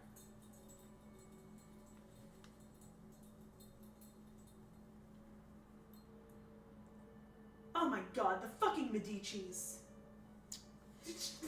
My brain just stops working. So, the Medicis in general, I would love to see a couple of servants from there, because there's some very famous Medicis, like specifically.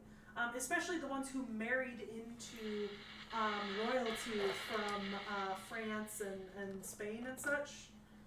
Would be, yes, Jens, the Medici. It's fucking in my brain. It's not as if I don't know this family. Like, I've talked about them before, but the minute I try to think of something, my god. Dakota, you're not wrong.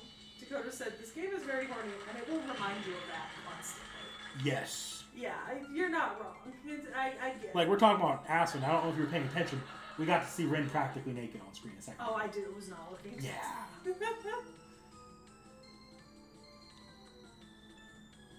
Yeah, that would be interesting too, T.H.E Origins. Yeah, Lorenzo. So there's that, and then there's a fair amount of like Spanish and Portuguese royalty, like Isabella I of Spain. absolutely fantastic. Would love to see that as a Fate servant. And then I think you can even move over more towards like the Balkans and kind of like the Slavic countries. And there's some interesting stuff going on there too. I mean, technically we do have Ivan the Thunder Emperor. You know, we have him. Mm-hmm. And we have Vlad Tepes and Bathory. Ironically, why the fuck is Slavic Europe better represented than like Spain and Britain? What the fuck? I just thought of that. Well, it could be said that Slavic culture has had a lot better cultural exchange with Japan than Britain has, but... That is true.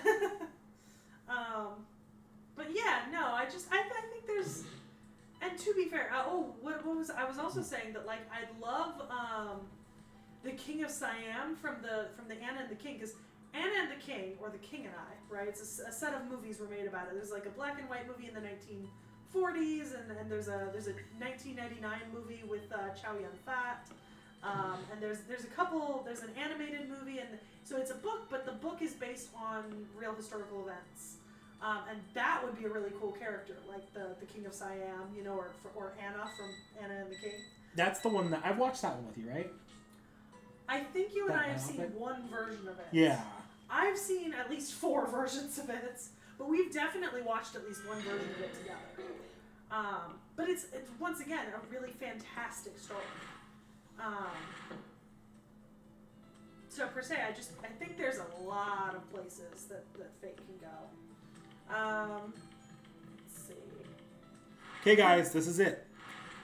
Entire stream for this one singular scene. Dakota Doyle says this is the game where Gilgamesh shows off his royal jewels. That's in the thumbnail, technically. I didn't see it. Jens, I don't want the St. Bartholomew's Day massacre as an NP. Sakura. She usually turns her head and gives me a smile, but she was gazing somewhere far off, looking depressed. It seems as if she hadn't noticed me. Growing concerned, I try calling her name again.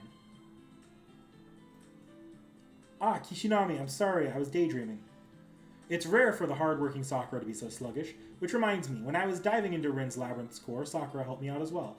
Could that have been really taxing on her? No, that's not it. While psycho dives are difficult to process, I was assisting Kiara, so it was fine. More importantly, BB has been weighing on my mind. No structural defects exist in an AI whose products of the moon cell. However, BB appeared.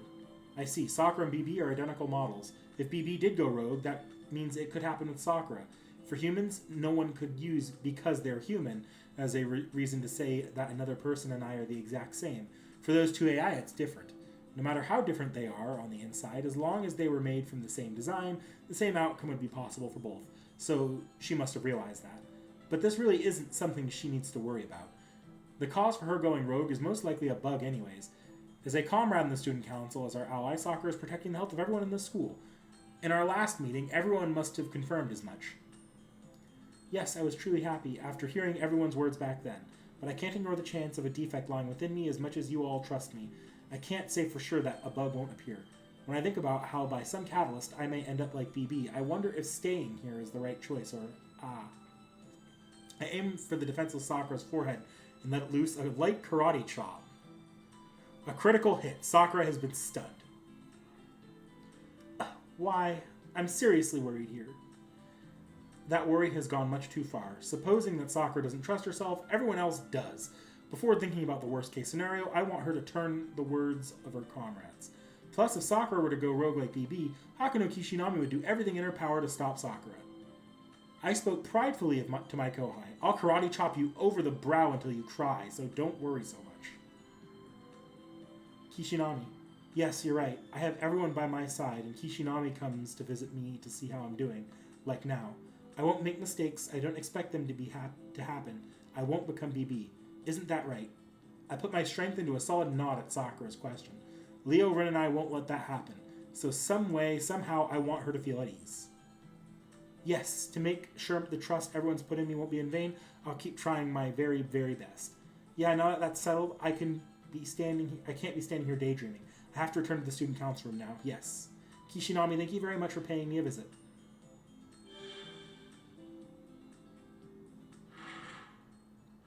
Woo, that was worth an extra hour and 40 minutes of my time. No, it wasn't. Or for example, knick-knack, right? Catherine de Medici, a single servant you could add, right?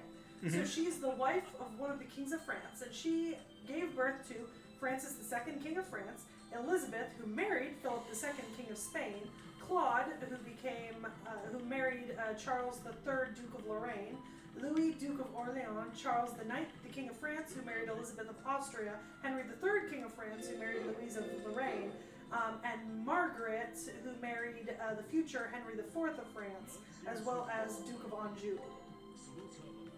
And therefore, also, I think it makes her the,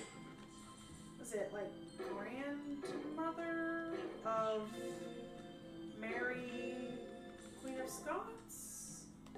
And such? Yeah, no, it just, her cousin was the Pope. She'd be a great character.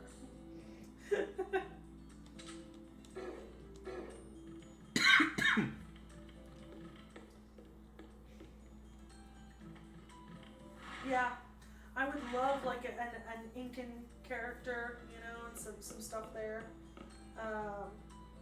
Simone Bolivar would be.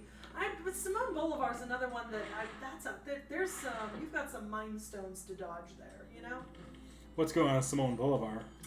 Simone Bolivar is one of the I think like 3 or 4 most famous people who fought to free their various countries from the control of Spain and Portugal during the 1800s. Makes him a culture hero of the country. Yeah, I think there's some really, really famous ones, and I remember studying them in high school. So it's been a long time for me, but I distinctly remember because our teacher at the time made us rewrite the lyrics of a song to be about the characters we were assigned, and we were assigned Bolivar and 2 others, and we wrote "Hey Now." We rewrote "Hey Now You're an All-Star" by Smash Mouth. It was a "Hey Now Revolution," yeah, "Get Free" or something. I don't know. I think I still got the lyrics for it somewhere probably, but it was a horrible school assignment. Absolutely terrible. I remember my partners and I were stabbing each other with loaves of bread, pretending that they were swords. French bread, specifically. As you do. I've done that to a high school teacher before. Yeah. Oh, okay. Eubos. Okay, the name of the servant attached to the Greek mathematician Euclid.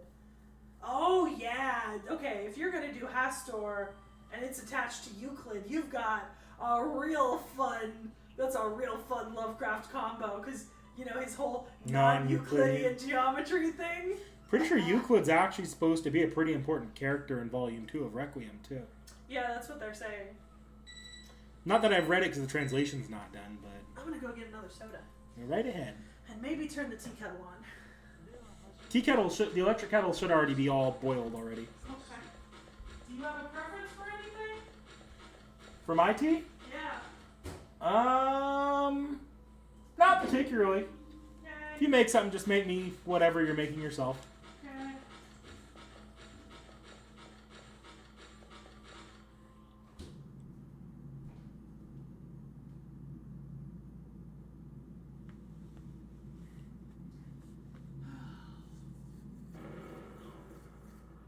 God, why do I have to be shorter than you? I really should have some consideration for short people and have a step stool in this apartment somewhere. You really should. I'm not used to being short. How? You're always short. Shut the fuck up. I'm not short. I'm perfectly tall. Usually.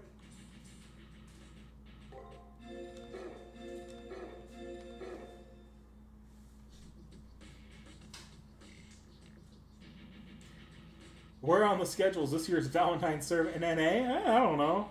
Somewhere.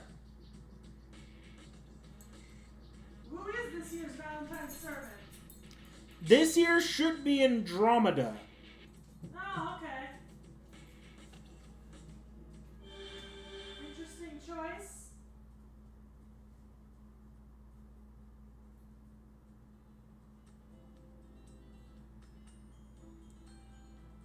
A bit belittling. Oh, I get it. Oh, you bastard! You mother! You fuckers! Knick-knack, I'm stupid. I clicked dispense and nothing's coming out. You have to click unlock first. Thank you. Oh wait, no, this year's Pope Johanna. Ah. Pope Joan.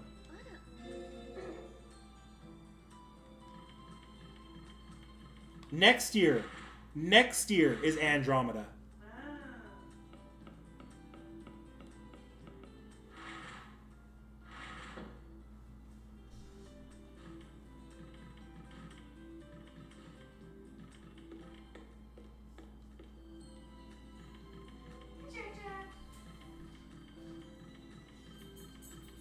Almost didn't make you tea for those comments.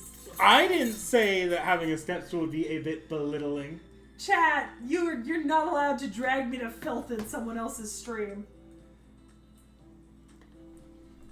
I see you made some of the Hawaiian black tea. I saw mango, I picked mango.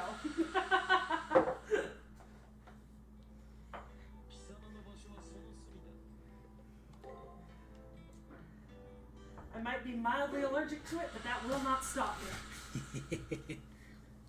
This shouldn't hit trigger anything though. It's Nah. like essence of mango, basically.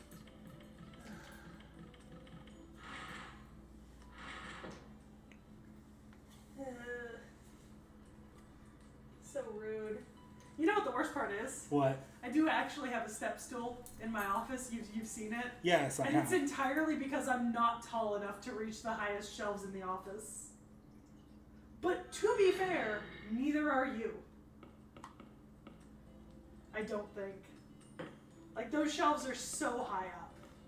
What you've got to think is there's that stuff that you can reach with a lot of effort and stubbornness without a step stool. I can reach around that. You have to consider that for where my reachability goes too.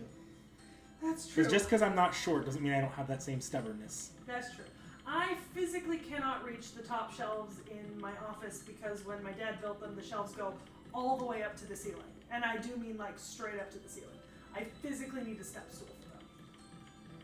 I'm going to let you respond to Dakota Doyle's recent comment. Ugh. As someone who also happens to be blind, Dakota Doyle, you can't hit me where it hurts twice. Jack, have you been to the groomers recently?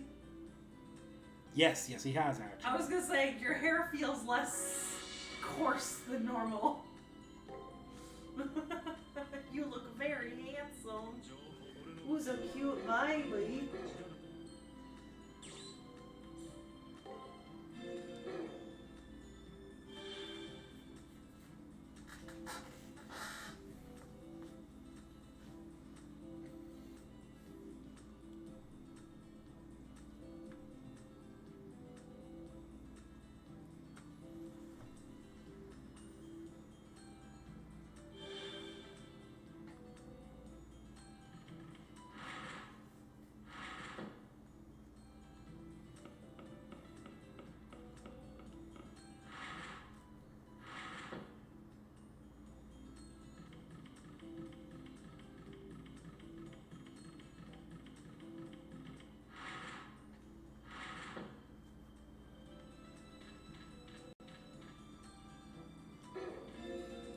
I should save.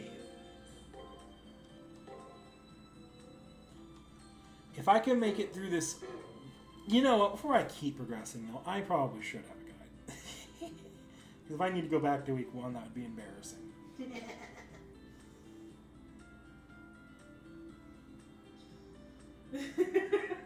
Dakota Doyle, in technicality, I believe I am legally blind. The glasses are not just for show. My eyesight is so bad that I think, classified as legally blind. It doesn't bother me much. I love making jokes about how my entire life is pay-per-view because I have to pay for my glasses to view the world around me. But yeah, I am very blind. I think I'm like negative So you know, like the vision score is like out of 20. I'm at like -7 point something in one eye, and it's worse in one eye than the other, and I have astigmatism. So I get like these really funky blurred overlays, and like lights cause like blur lines and stuff. It's not great. My contacts are also incredibly expensive. On that note, U-Ball, I also don't have the best hearing, because when I was like, I want to say I was like 4 or 5, I burst my own eardrums, both of them, listening to CDs in my Barbie-themed CD player so loud that I burst my own eardrums, and ever since, I get chronic ear infections, like at least 2 or 3 times a year. Here, I thought you were just selectively ignoring me. No, I do actually have like some hearing problems. I think it tends to kind of like come and go depending on if I've like recently had a cold or been sick, because like the ear infections come back, and sometimes like I won't even notice, but my hearing can be a little bit fucked up for like weeks before it pops back properly. I don't believe you. I think you're just selectively ignoring me. I mean, that's also an option. My dad was a pro at selective deafness. Taco says that they'll paste their brief CCC notes. Thank you, Tacos. I did manage to pull up a guide real quickly as well, so I haven't missed anything so far. But There's one more CCC. There's one more CCC scene that I missed last time. Ooh, nice, U-Ball. That's... Man, Dakota Doyle, you really went for that one. I'm actually like, that's a good one. Nick, just so you know, Dakota Doyle said, nice to see that blind jokes aren't below you, Seki. Luckily, I do still have my sense of touch, taste, and smell. Which is actually really funny, because my family has a theory that my dad lost his sense of smell like decades ago and just never knew. Like, we're fairly certain that he did not have a sense of smell for like 30 years. It's good that you have your sense of touch, taste, and smell, because your lack of hearing, vision, and media literacy really... Shut the fuck up. Well, hold on. There are some parts of my sense of touch that I don't have anymore. Because I've got like a couple of like dead-ish spots on like my fingertips where I've like burned off too much skin over the years, like burning my fingers. And there is the fact that I've got at least 2 toes that I can't properly move anymore or feel. But that's my own fault. Like I fucked up my own finger too. Yeah, I really did, Tacos. In fairness, it was also the fault of that shard of glass that was left by the side of the pool, and whoever put it there, which might have been me. Yeah, but like, you might have put it there, but I was in fact the person at that pool party that had a first aid license and a lifeguarding license and was supposed to be like more aware of stuff like that. And then I specifically put my can of soda right next to it, and then forgot it was there. Because I think I put it there because it got broken and dropped in the pool. Yeah. And someone had to go get it, and I swam down, got up, put it on the side of the pool to be picked up. Yeah. And then I went back down for another piece, and then it got you. Yeah, and then no one ever moved it, and I put my soda next to it, and then I got out of the pool to get my soda, and I just stepped directly onto it. Yeah. No, it was not good. Yeah, Dakota Doyle. That works. Quiver, yes. I had this, so it was like, I would say it was like this big. It was like a little CD player with a handle that you could carry around, and it plugged in, but it could also run on battery. And it had a microphone you could attach to it to do like karaoke. And it got really, really loud. And I remember what I did was I would jack up the songs all the way up, and then I would like have it like right here. I'd be listening to it while it was actively touching my ear, blasting into it. So yes.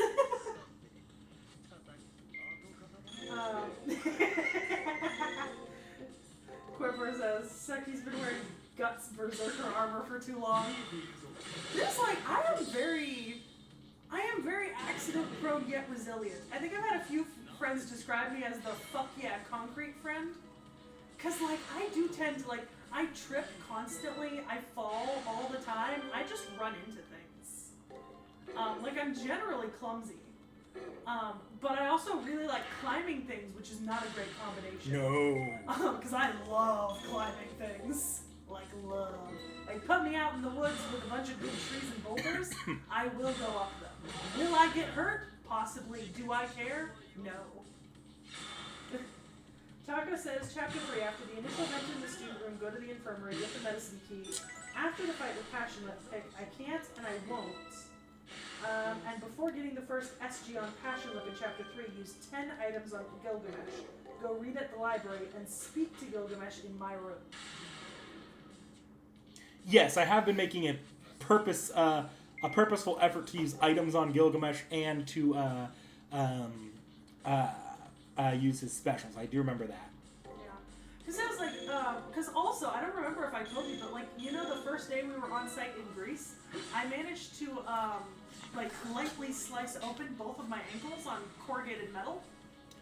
Oh, I'll tell you how clumsy and archaeological digs work. It results in sitting on a cactus. So I wasn't even on a dig. Okay, so like in Greece, right? So the first day on the dig, I sliced open the outsides of both my ankles on corrugated metal. Accidentally. I think in the first week, I slipped a disc at the sifting station. And I had to just work with that for the next 3 weeks while it like repositioned itself.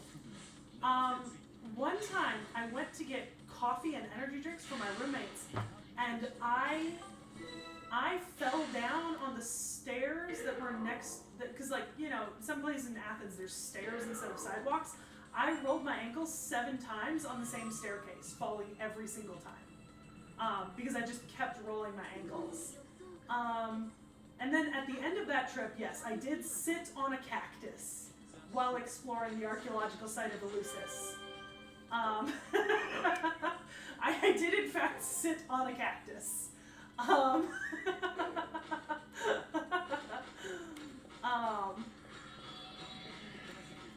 Let's see.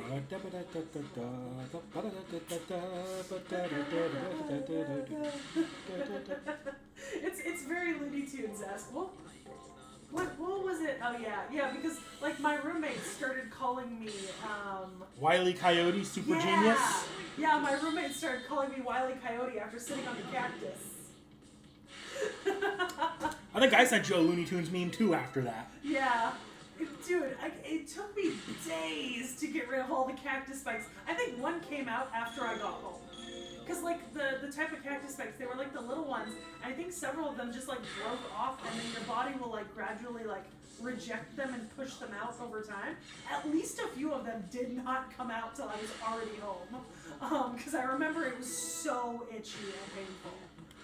It was so annoying.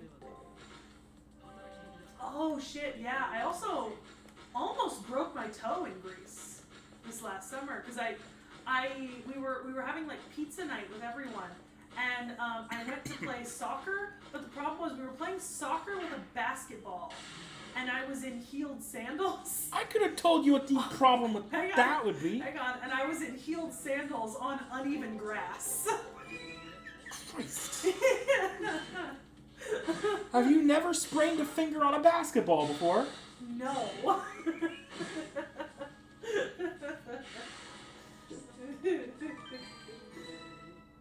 Yeah, Doremi, the replay's going well.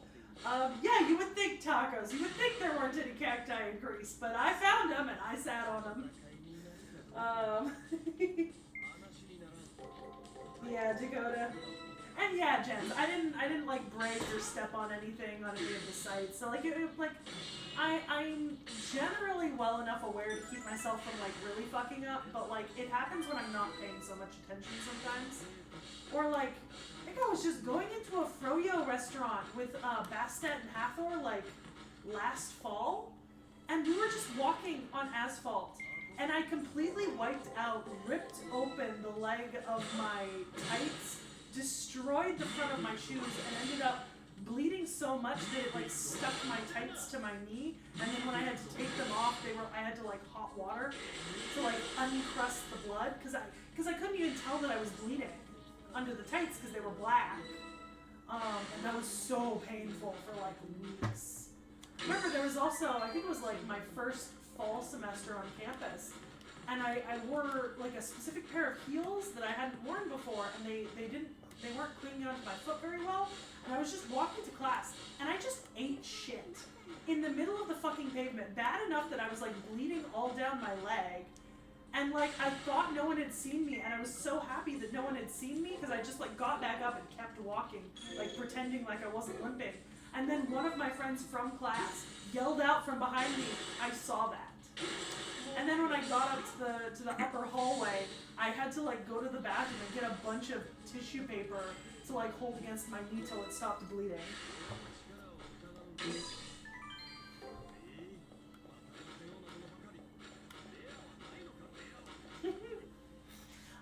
I am in general an accident-prone human being, but also someone who does not take a lot of caution. No. Like, I do tend to kind of dive headfirst into things, and I'm not always super careful, like, and I don't always make great decisions about, like, what's going to be, like, super safe or not. I mean, like, we went hiking once, and I was wearing 4-inch platform Mary Janes, up like a part of a fairly steep hill. Like, it was not easy to get up that thing in those fucking shoes. But then again, we weren't expecting to go hiking when I put the shoes on, so like that's not 100% on me. Was that the... No.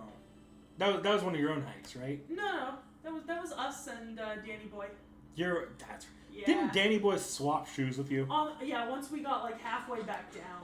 Yeah.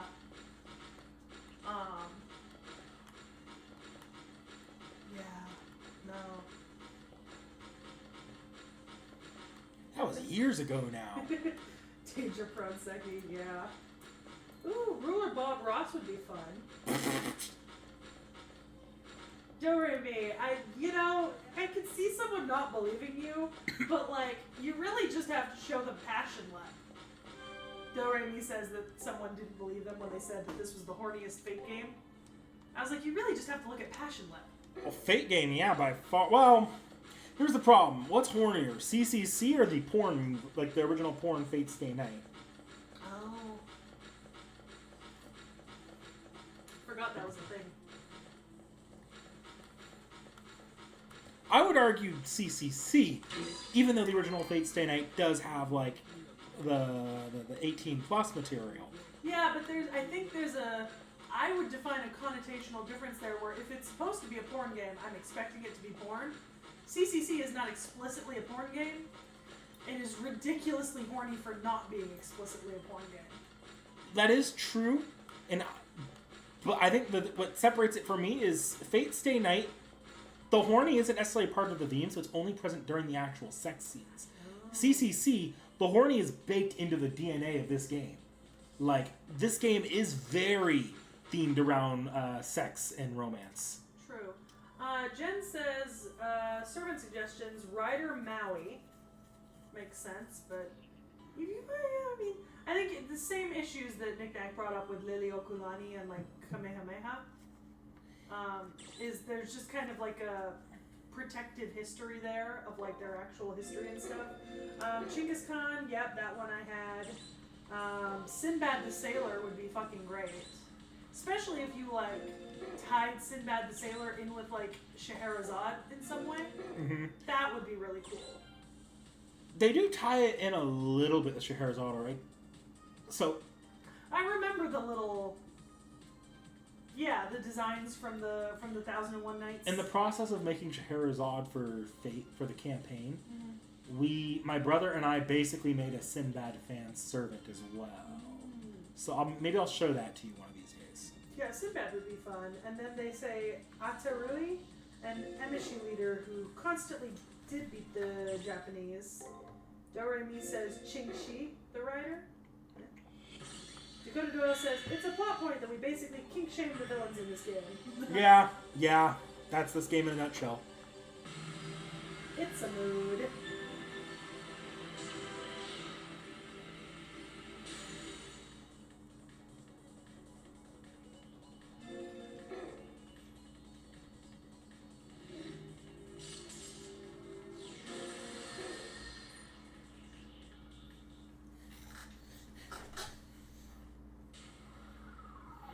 Barbarossa.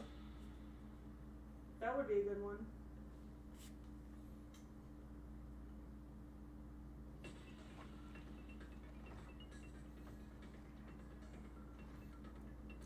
Sir K has a design in Fate already. Oh my god. If we're doing Richard and Robin soon, that means I need to have the conspiracy board reconstructed. I thought your conspiracy board was still around. It is, but remember, I'm slightly transitioning it from just being about the Knights of the Round Table and the Fey Knights into how many Fate servants can I connect via real history, mythology, literature, or fate. Like, how many servants can I explicitly find connections in between? Whether it be, are they in the same line of descendancy? Are they like, do they have a title that associates them with another character? Did people compare them in real life? Have they been like literarily referenced together with another character, etc.? So it's transitioned slightly in scope. And what I'm doing is I'm able to make like node characters, essentially. Like characters who are connected, characters who are serving essentially the function of like Kevin Bacon, and acting as like important node connections between other groups of servants. I know there's one you got recently that I'm not saying their name because that would give away one of our Seki reacts in the future. Yeah. But you found one recently, like, this is like a linchpin I needed. Yeah. I think it got me a connection to like a whole new group of servants entirely.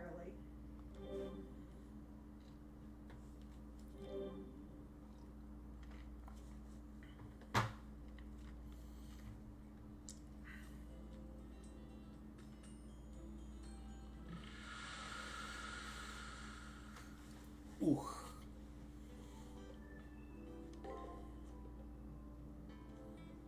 I've always said that one of the Fate works I want given a manga adaptation the most is Requiem, because that would force them to create a bunch of servant designs. Yeah.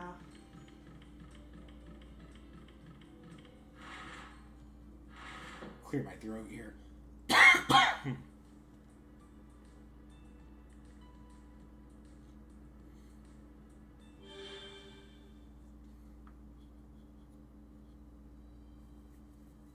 Alice in Wonderland, isn't that just, nursery rhyme?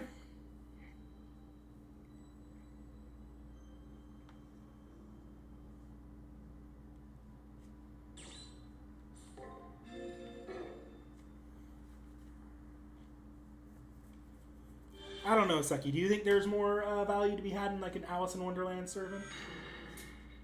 Like outside of nursery rhyme or even Alice from Mihoyo?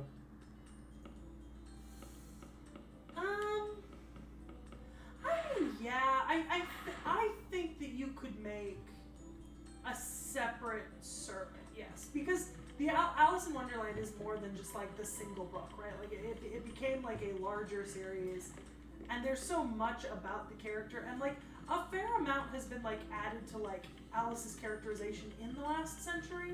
Mm-hmm. So I do feel like you could make like, well, arguably the last century of Alice in Wonderland is the stuff you would need to actually avoid. Yeah, but I mean, I do also think it would be possible to create characters from inside of Alice in Wonderland besides Alice, you know? Like, it would be really fun to have, like, Cheshire Cat, the Pretender, you know? Or, like, the Queen of Hearts or something, you know? Or the Jabberwocky as a full beast. I don't know, I think there's definitely options there. There's space and time. So, yeah.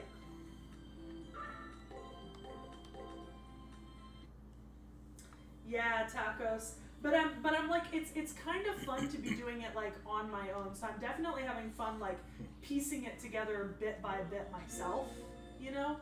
Like in terms of like doing it, because I'm sure I could look up and I'm sure some people have already done something similar. But it's very fun doing it myself. And a lot, to be honest, a lot of the inspiration for this came from the Knights of Charlemagne video and the Round Table video, because I already had the conspiracy board for the Round Table video, but then with the Knights of Charlemagne, you've got the Durandal connection, and so it was kind of just spiraled from there. Yeah.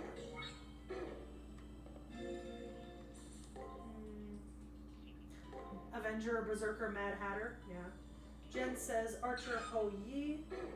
Yeah, Jiba. Okay. Hayek, an Armenian archer hero. Interesting. Oh yeah, Einstein. Sundiata Keita. Sundiata. That would be a great one. I've said Mansa Musa before in the past. Like those would both be great African servants. Sundiata was the founder of the Mali Empire. And then in African history and sort of northwest African history, Mali, Ghana, and Songhai are the three most like powerful empires of like their times.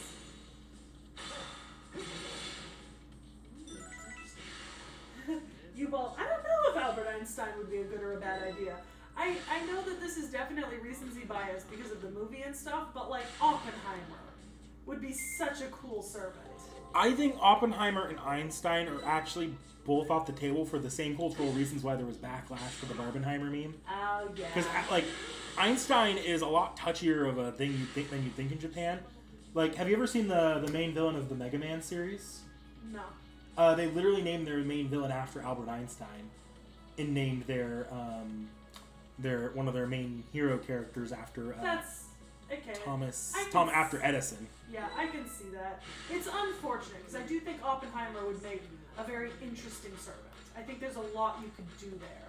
Then on a Fate lore-wise, I can see an in-universe reason why Einstein wouldn't be summonable, because like magic is supposed to be like the mystery of the world, and Einstein's probably chief amongst the reasons why we're figuring so many things out about the world. Fair. Zero Horror says, by the way, LB7 maps are now clear prison shop. Sweet. Dakota Doyle. Yeah, I think I've seen that theory. I think I mentioned it in our Ushiwakamaru video, that there's the theory that they fled and became Genghis Khan. I'm pretty sure I mentioned that in the video. Yeah. But yeah, no, there's so many interesting connections, and there's so many interesting characters who could become servants. And while I definitely wouldn't say it's possible. So if you're relying on specifically historical and mythological connections, which is a lot of what I'm doing, right? Like I'm not turning down fate only connections, but the connections definitely rank higher for me if they're like some sort of literary, mythological, or historical. So there's no possible way to link every servant. I just don't think that's possible. Mm-hmm. And not if you're going for like slightly more meaningful links. You know what I mean? Because I'm not going to be like, oh, these characters are all gods of various cultures. There's a link. No, that's too general. You know what I mean? There's more specific stuff that can be used, in my opinion.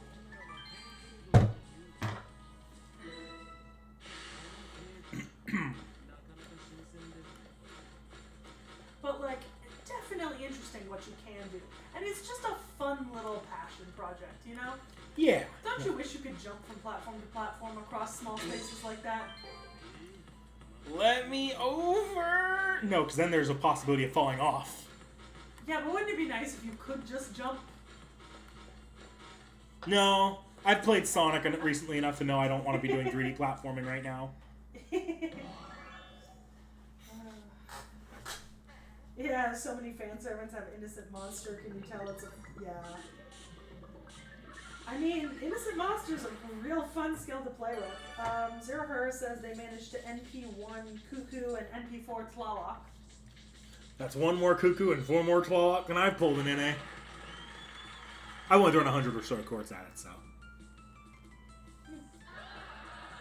Interesting, Dakota Doyle. Very interesting. But yeah... I don't know. Definitely some fun stuff.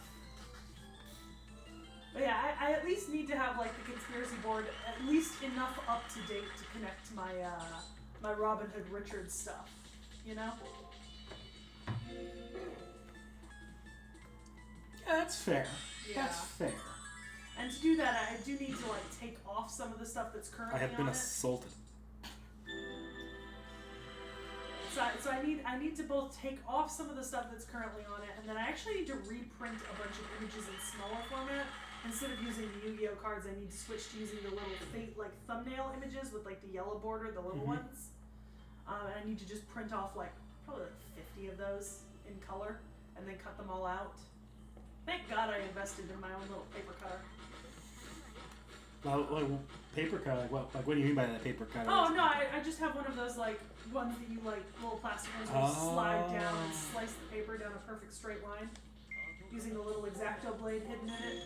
I got it for, like, school purposes, like note-taking and stuff, because, like, chat has largely not seen the way that I take notes, but I can be very pedantic and detailed about, like, including images and all sorts of stuff when I have the time and wherewithal.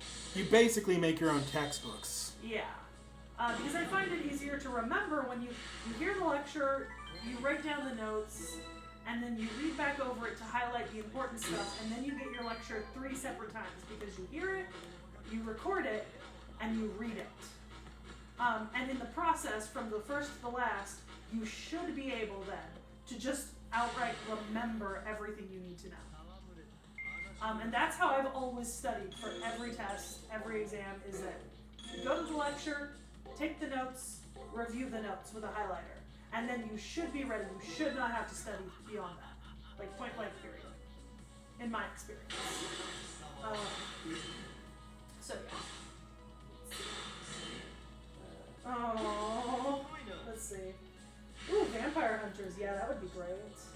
Oh, I'd love to see some of, like, the characters from Dracula, like an actual Van Helsing character. I genuinely think Van Helsing would be a pretty cool servant to introduce. The problem with Van Helsing, though, is we've already established that for all of the bullshit that Fate says is, like, did actually happen, the Dracula novel is not one of them. Yeah. And by extension, Van Helsing wouldn't have existed. Zero Herrera says, I threw 280 Saint Courts and 10 tickets. Woof. U-Ball says they're crying on Cuckoo. A few people haven't thrown much at it. See ya, TR Origins. They're heading out. Oh yeah, Zero Herrera, you know, alter banner on Valentine's Day. That's fair. Yes, Quipper! I have! On that note, I did literally yesterday afternoon slice part of my thumb open on a serrated knife, pulling it out of the dishwasher. I'd laugh, but I've done that cleaning a knife before, so. Quipper asked, had Seki's used that paper cutter incident-free so far? Very rude. I have. Oh yeah, Draco and Tiamat.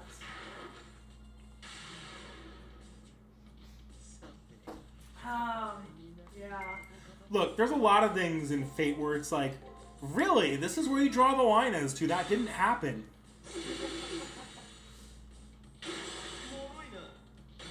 Like, Frankenstein, no. Sherlock Holmes, or Frankenstein, yes. Sherlock Holmes, no. An interesting one to draw. Ooh, you know who I'd like to see as a character?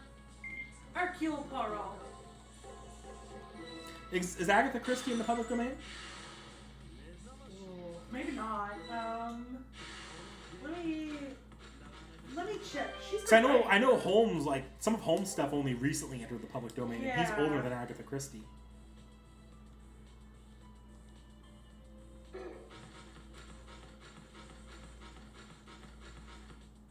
Okay, some of Agatha Christie's earlier works are in the public domain in the United States. The rest are still under copyright. So, Mystery of the Blue Train, Murder on the Links, The Mysterious Parrot Styles Manor, The Secret of the Chimneys, The Murder of Roger Ackroyd. So, basically, in the U.S., the first 5 or 6 books she published are out of... Because I think copyright's 100 years here. Yeah. Something like that. So, yeah. In the next 10 to 15 years, I think most of them will be public domain. Right now, the first 5 or 6 are public domain. So it wouldn't surprise me if that's why you don't get more Agatha Christie representation. Yeah, which is unfortunate because Hercule Poirot is very good. It would be a fun thing to kind of contrast with the Sherlock Holmes character because they're incredibly different characters as written. Technically, yes. There was something in one of the singularities that was a direct reference. Like, they directly tried to reference Hercule Poirot and a lot of literary detectives. They just couldn't use the names. Ah. I know what Takos is talking about there, actually. You know what? I need to get her, she wrote an autobiography, that I really want to get a copy of because her autobiography is mostly about her experiences with her husband. And her husband was an active archaeologist throughout like the Middle East and like Egypt and Greece. And she traveled with him most of the time. And so like half her autobiography is just her complaining about how she constantly has to be packed to go in a suitcase and she hates dealing with all the travel and he always forgets to bring important stuff. You think Murder on the Nile doubled up as both a publishable novel and a plan for actual murder? Yeah. Death on the Nile. Sorry, Death on the Nile. Murder on the Orient Express. That's right. Was it? There's also one of her books I really want to read is Murder in Mesopotamia, I think, because her husband did a lot of his work in Mesopotamia. But yeah, no, like she both loved the fact that her husband was an archaeologist and what it like kind of allowed her to travel and learn, but also like kind of was like, what the fuck, you know?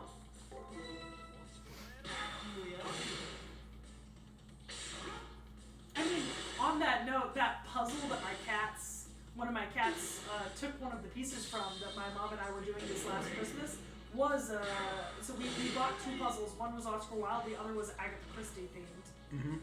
Incidentally, my cat did return the missing piece. I think it was like 2 days before we were about to put the puzzle away, too. So we did eventually get it finished. Popeye's in the public domain now. Popeye servant when? Is olive oil also in the public domain? I want both. Okay, so 100 years is the maximum. Copyright can expire sooner. That's at least for the U.S. because from what I just looked up about Agatha Christie, her works are not in the public domain in Britain yet.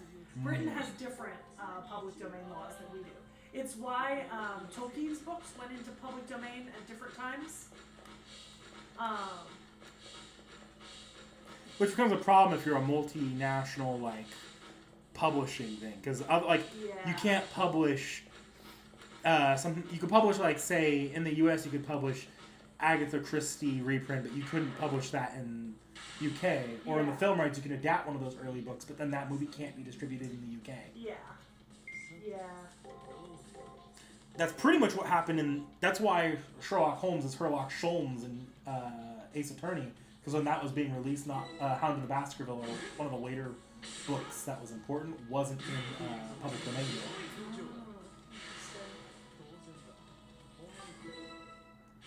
I'm actually shocked that Fate got away with Sherlock Holmes when they did.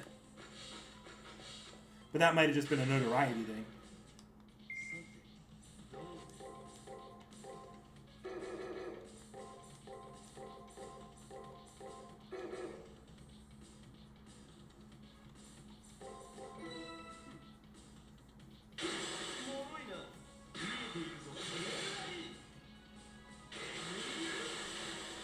Death in the Nile murder.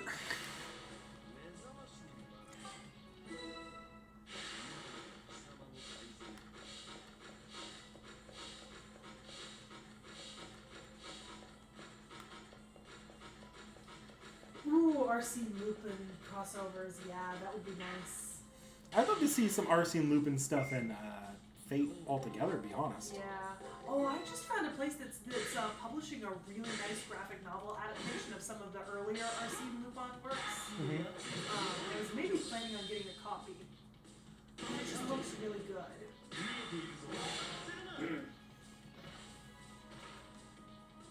Because we watched Lupin the Third the First for the channel a while back and really loved it.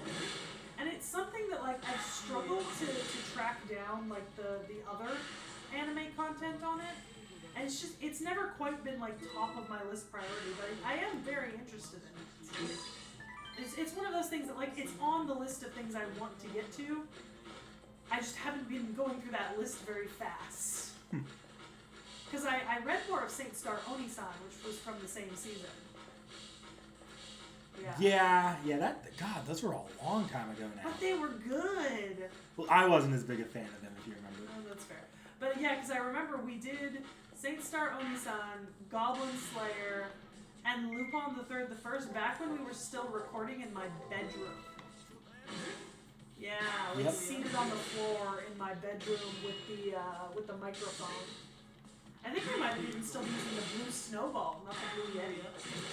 I can't remember. We upgraded through mics pretty quickly. Yeah. Yeah. Amakusa took his fit. Damn. Fate uses a study and Scarlet does their own thing. Another Phantom Thief event. Fate also explains that the speckled band case actually involves magecraft, and Holmes pushed Watson to change the details to not get into trouble with the Mages Association. Fair. I'm currently reading a novel that I picked up, it's called, I think, A Murder in Bombay. And it's about a character in India whose, like, literary hero is Sherlock Holmes and Watson. And when his sister is murdered, he decides that he's going to investigate like his literary hero. So it's not like a direct Sherlock spin-off, but it's like adjacent. I also have the Return of the Pharaoh, which is a book that follows Dr. Watson investigating a mystery in Egypt, but not Holmes. And then I have the 2 Sherlock Holmes Cthulhu crossover series. That dog is dead. That dog is so dead, but it's okay because he's so cute. Doremi says, "Oh, I just got to ELR." Oh, nice. The Epic of Remnants are worth playing, but they're a bit harder. Zero Herder says, "Wait, what's Gil's reaction?" You'll have to go back and watch my Ronnie stream from a few weeks back now, won't you? The VOD is available on the channel. Oh, look at this dog. Look at how happy he is. Oh my god, baby. Oh, it's so nice to be with a dog who's pint-sized. You know, you're probably less fat than Peaches. You probably weigh less than Peaches. Let's see. Oh yeah, you weigh less than Peaches. I'd love to put the 2 of you in a room together. It would be so funny. Right, Knick Knack? Yeah, well, you have put them in the room together. Oh yeah! Peaches was not happy. Yeah. It's okay. Peaches is just threatened by other things that are cute. That's why she hates all my other cats. Hi, Jack. So what, sir, do you think had their characterization screwed up the most besides Caesar? That's a question for you, I think. I think so, yeah. It's okay. Can we also exclude Altera from that? Because we know those 2 are like your touchy ones. Like they really did this. Yeah. See, it's hard to remember back to everyone that we've done because we've done so many. I've double checked, by the way. We've done like over 140 servants, just in terms of videos, not in terms of how many servants per video. So like we're well up towards almost 200 servants covered, basically. And this is one of those things where, like, I've said it to Knick Knack before, but I think one of these days, maybe sometime this year, I need to sit down and like either film a stream or a video going over some of our, not like sitting down and rewatching some of our old videos, but just like refreshing myself now that I'm playing FGO a little bit more regularly on some of the servants we did a really long time ago. Because I think it's very hard at this point to remember most of the servants we did for like the first 2 years. But I have the document open. Let me take a look and see if anything screams out at me that like I was real mad about the way that they were portrayed. Or I just thought that the character deserved better. Hello, baby. Hello, my darling. And no, guys, I'm not doing the bit again where I go silent for an entire floor of gameplay. Let's see. Because we've had a lot of really good characters. You know? You're happy with the servants more often than not, I notice. Yeah. I think it's... And even when you're not happy, like, it's not happy in a way like... The design, I'm a little bit let down by the design, and that's not usually that bad. I mean, I'm a little bit sad that Blackbeard is more of a meme than an actual character. Okay. But, like, at least they went for something, you know what I mean? I think I've also become a lot less vitriolic over the years about, like, things I dislike. I think I've mellowed slightly, and I think that's noticeable in both our podcasts and just videos in general, is I tend to be a little bit more mellow than I was, like, way back, you know, in, like, 2020, 2021. I was a lot more judgmental then. But I wish Blackbeard had been Blackbeard and not the meme Panty King. On the topic of servants that I think were absolutely stunningly well done, Astrea is still a favorite, even years later. I do think, I feel a little bad for Calamity Jane, too. Because they went full servant universe on her. There's not much they really... Yeah. You know someone who was ridiculously well done in a way that... Well, there's a reason you don't remember the Jacques Desmoulins reaction, U-Ball. It's because we haven't done a Jacques Desmoulins reaction yet. Exactly. You know who I think is we've slept on as, like, actually a pretty good fucking servant that was really fun? Maxwell's Demon. We've slept on that one a little bit. A little bit, but that's just probably because he's NPC only. Yeah. Like, I wanted to do him because he was kind of a fun, like, this is one of the weirder Fate servants they've ever done, but there's not a lot for us to have really gone over with him. Yeah. I mean, it's... Nope, U-Ball, we haven't. Let's see. Go back to the... Yeah, I genuinely... I think maybe if you guys... I don't know if you guys remember any servants, besides Altera and Caesar, that I had a particular bad reaction to. Because I struggle to remember at this point servants I had a really bad reaction to besides those two. So, like, if you can think of any I did, bring it up in chat, and then maybe that'll jog my memory. But just looking back through the names, outside of maybe, like, Blackbeard, and I think Maxwell's Demon deserved better, and Calamity... Well, no, Maxwell's Demon was great. But then Calamity Jane and Blackbeard deserved better, I think, character-wise. Jen says... Vainamoinen? Oh yeah, from the Kalevala. In general, we need more Norse stuff, which means either the author for Lost Einherjar needs to put out more Lost Einherjar, or they need to come up with another Norse thing. John D. Oh yeah, John D would be a great character. Yeah. We've already... Caesar's the big one, like... Because that was... We were asked to exclude Caesar from this because we already went over... We know her reaction to Caesar was quite violent. I hate him. And look, here's the thing. Nothing in me has dulled my hate of him. You know the ironic part? My hatred of Altera has actually dulled. Slightly. Since the Brunhilder and Sigurd and Kriemhild and all that videos and just like existing, you know? Like, your biggest problem with Altera is just that you kind of wish you had a more faithful Attila. Yeah. Not that Altera herself is particularly a problem. Yeah. Caesar, I will never forgive. Not till we get Hot Caesar.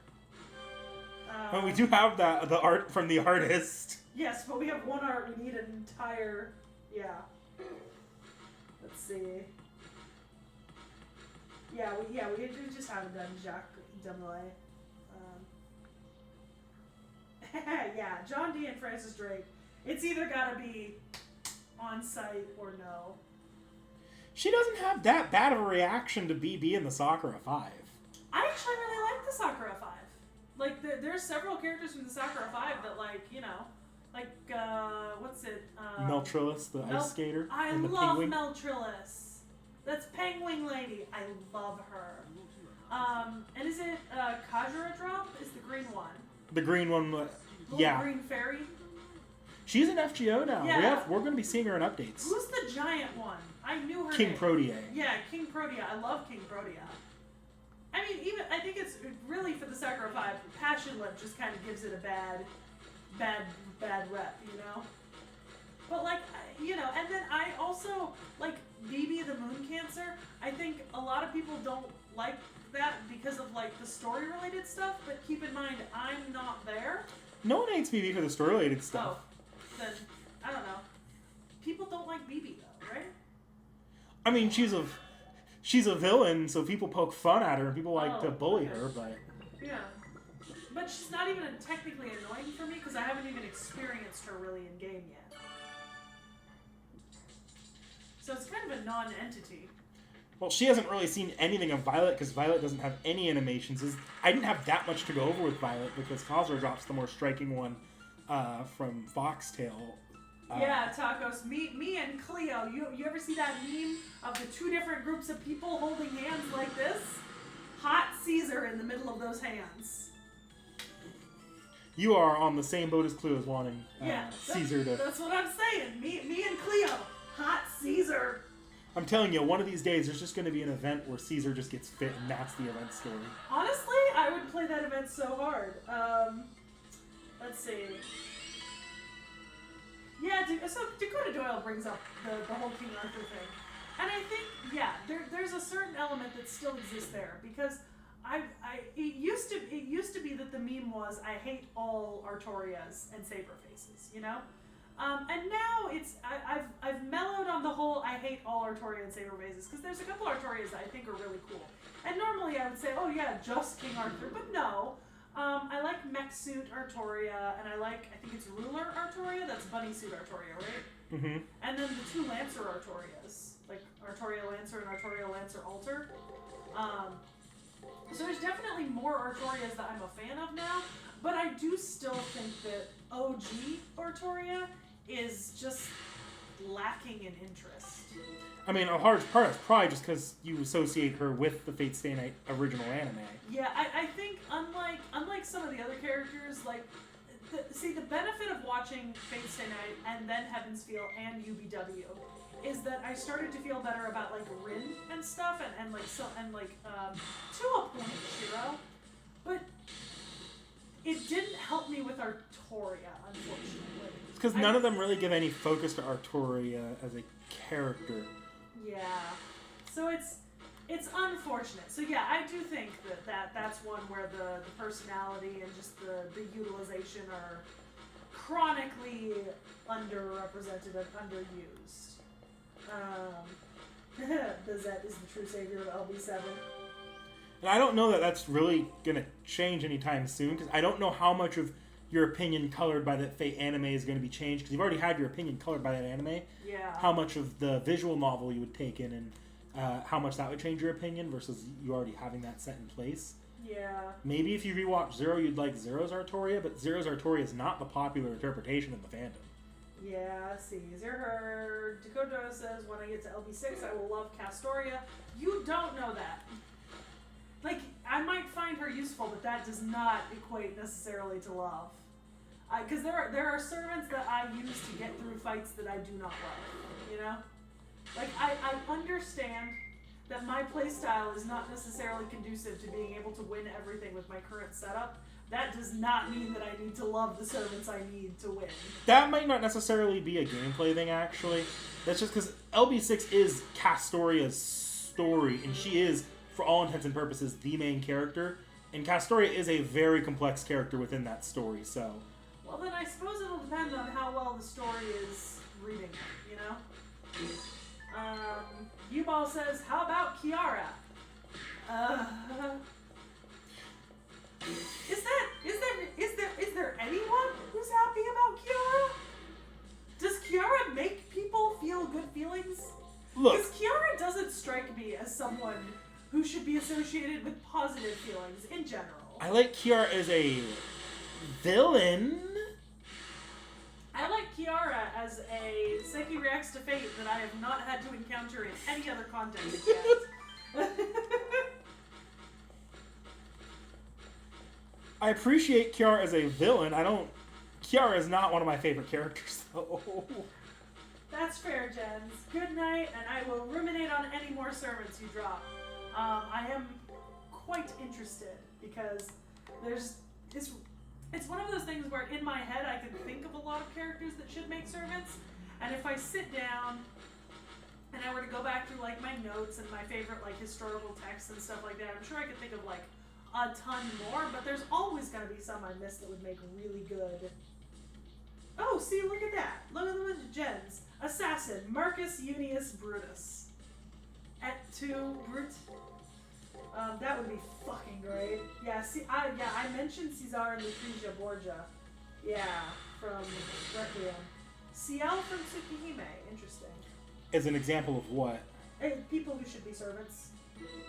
Oh, he's special because we have a CL servant now. It's just there's a lot of weird. And the first time I've ever seen fate-isms be able to be brought up as a complaint against a servant that is not a historical character, but an original character. You wouldn't think that'd be possible, but Nasu did it. Gajamada from Majapahit. Okay. Mahapajit. Majahapit. Mahajapit. I love that video. Majapahit. Yeah, that would be a good one. Calervo from the Kalevala. Yeah, anything from the Kalevala, really. Proper Kukulkan Berserker? I mean, but like, well, I think there's where, like, what would you define as proper Kukulkan Berserker? Technically, we already have Ku Berserker, and I can't see them adding another Ku Berserker. Especially when Berserker Ku is so popular. I just don't see that happening. Not a lot of reason to do it. Quipper says, I wish they'd go into deeper lore detail about the Grand Servants and how they're selected. Assassin and Caster are the only ones we have a semi-decent roadmap of. That's true, that's fair. Jen says, Ruler Augustus, add Ruler Hadrian, and Ruler, the first of the Flavians. Oh, mother... fucker. You okay? The first of the Flavians. My Blorbo. My Blorbo, I did an entire project on him. Oh my god. Vespasian. Yeah, Vespasian, Hadrian, Augustus. That would be fucking fantastic. Tyranno Massacato. Yeah. Geotherapist Kiara is a sweet being who was given a life-ruining experience by ya boy the Demon Killer. That's a vibe. That's fair. And Loki and JP, okay. Yeah. Date Masamune. Yeah, there's a lot of options for characters that could be added. And I've been saying for forever that I love a Vespasian character, and I fully want one of his attacks to just be him throwing a pea-covered coin at you. Like that's gotta be either an attack or a power-up. You know? It has to be. And then Hadrian would be fantastic. I wouldn't mind, like, Marcus Aurelius as well. There's some other Roman emperors that would be good. But those are kind of like 4 really big ones. Yeah. It'd be fantastic to have. Do you keep going back to fight the same fucking boss because you haven't beaten it yet? No. Oh, okay. I swear to God, I thought I've seen you in the same fight like 7 times. This is just a generic enemy type. It's okay. just they made a mini boss out of this type of enemy. Okay. Oh, Diocletian. Yeah, that would be interesting. No, I've surprisingly struggled with not a single boss during this entire thing, which I guess not surprising. It's Gilgamesh. Fair. Ubal says the Wright brothers. Yeah, I think that would be. I'm surprised the Wright brothers aren't a thing yet. Yeah, so am I. And then Dore Mi Fa Bi, it said we've never really had a werewolf. Manfred von Richthofen and Mansa Musa. I've said Mansa Musa several times, guys. Mansa Musa absolutely would be fucking great. So would Manfred von Richthofen. There's just so many options. You know what game I should lend you to stream? What? Fire Emblem 3 Houses. Very like a lot of court politics in that game. You probably like. I do like me some good court politics. Growing up is realizing that yes, you like shonen, but also you like watching a bunch of women plot in a palace and semi-control the entire world. Fun fact: did you know that German Mustache Man once said that Queen Elizabeth's mother was the most powerful woman in all of Europe? Huh. Well, because Queen Elizabeth's mother, right, who was Queen Elizabeth as well, right? Not Queen Regnant, but Queen Consort Elizabeth. Okay, here's my question. German Mustache Man was wrong about a good lot of things. He wasn't wrong about this thing. Okay. Like, this woman, like, the power behind the British throne and one of the most influential royals in Europe for most of her life. You know? They gender bend one of the Wright brothers. Oh my god, they would. I wouldn't even be that surprised. Ooh, I should turn off my alarm to feed Ashia Domon, who is not here with us right now. I'm probably going to feed him tomorrow morning. I need to try to get him going again properly now that I'm home. But I think feed him tomorrow morning, change out his jar. I'm going to do like a big feed tomorrow and change out his jar in the morning.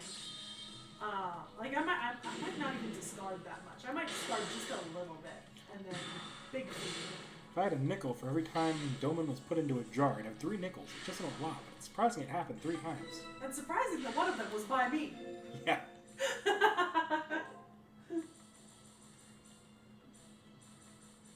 Taco says, in all caps, no, I don't need more 3 houses arguments again. That's... Then Taco said Cain and Abel, but I don't know So, if they'd go that deep into the Bible. Seki, have you seen that meme online? Nope. Okay. It's a meme in like, fiction discourse in the weeb space. Because 3 Houses has some controversial political discussions that happen about it. You wouldn't think it. But if there's anything that's like, this is straight up nerd discourse that has devolved into political discourse about a fictional character, Yeah. 3 Houses is it. Huh.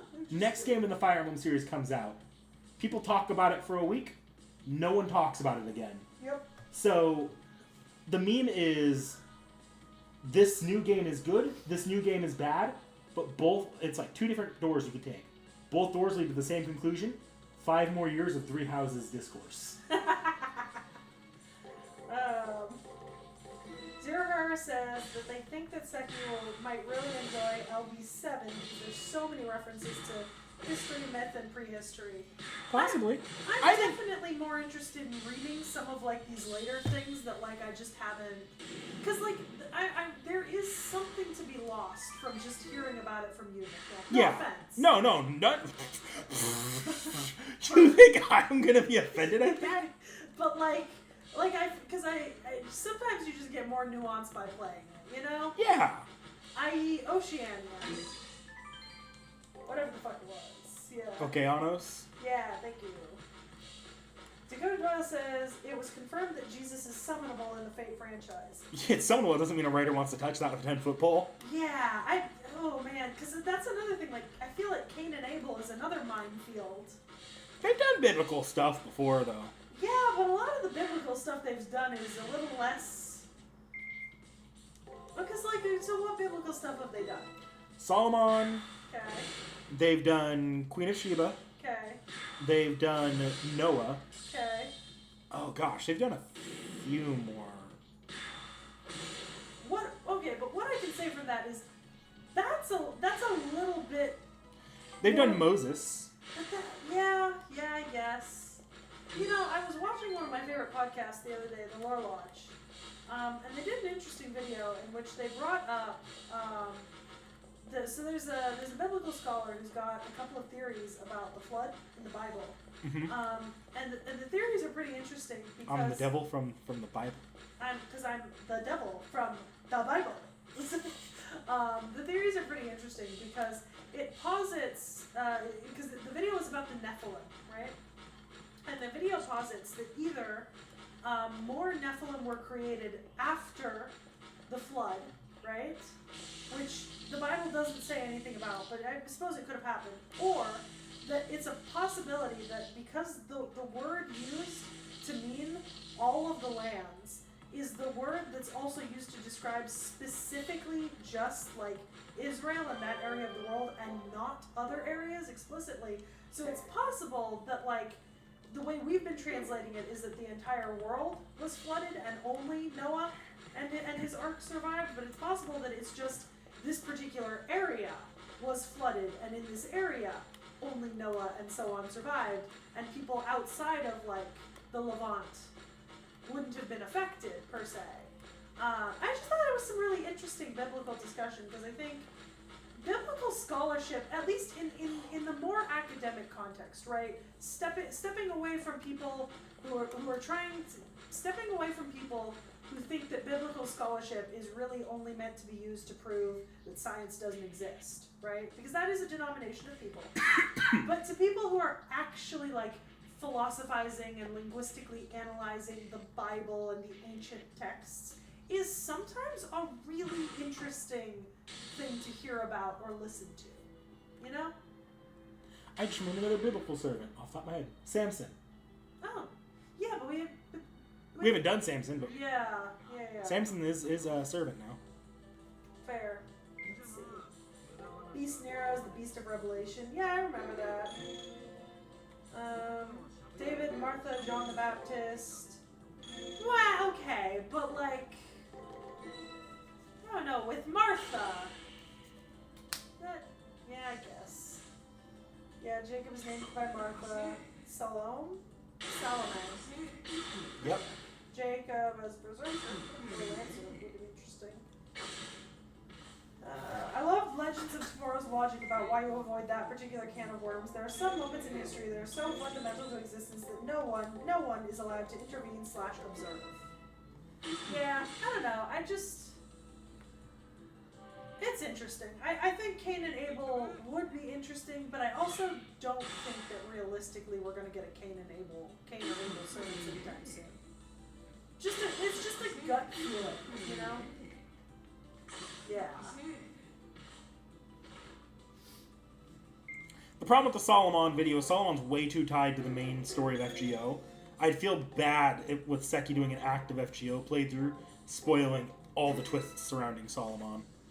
Yeah, don't worry, guys. I think what's the plan to have me? When am I supposed to?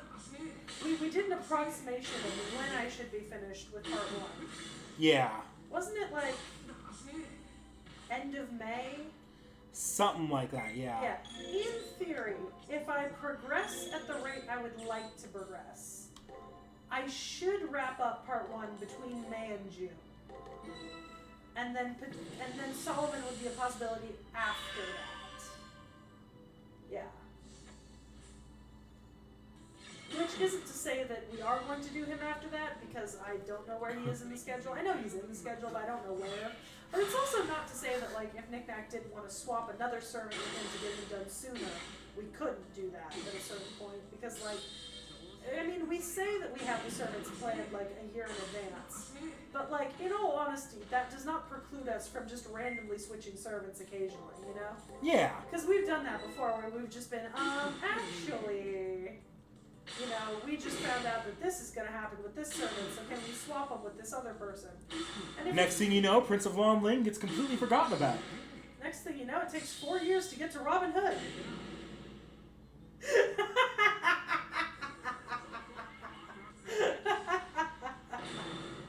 Oh! T.H.E from Requiem will probably be the Jesus servant says. Cain might either be assassin or berserker. What?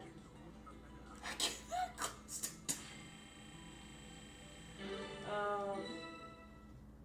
Yeah. Solomon did have strong foundation. Okay. Alright. David will be a separate video from Solomon, I do believe. Right? Yeah. I think Queen of Sheba is also set to be separate. I believe so, yeah. Yeah, although y'all are going to get to hear my conspiracy theory about the Queen of Sheba and Queen Hatshepsut, because I wrote an entire research paper about how there is a particular strain of scholarship that does believe that Queen Hatshepsut might be the Queen of Sheba, like historically.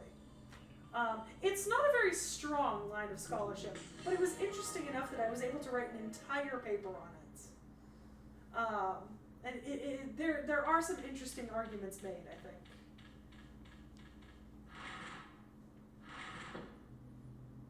Cersei and Atalanta. We'll get to them when we get to them. We'll get to them when we get to them. I can promise you they are, in fact, on the schedule, and I am looking just as forward to getting to them as you guys are. You turned them into pigs.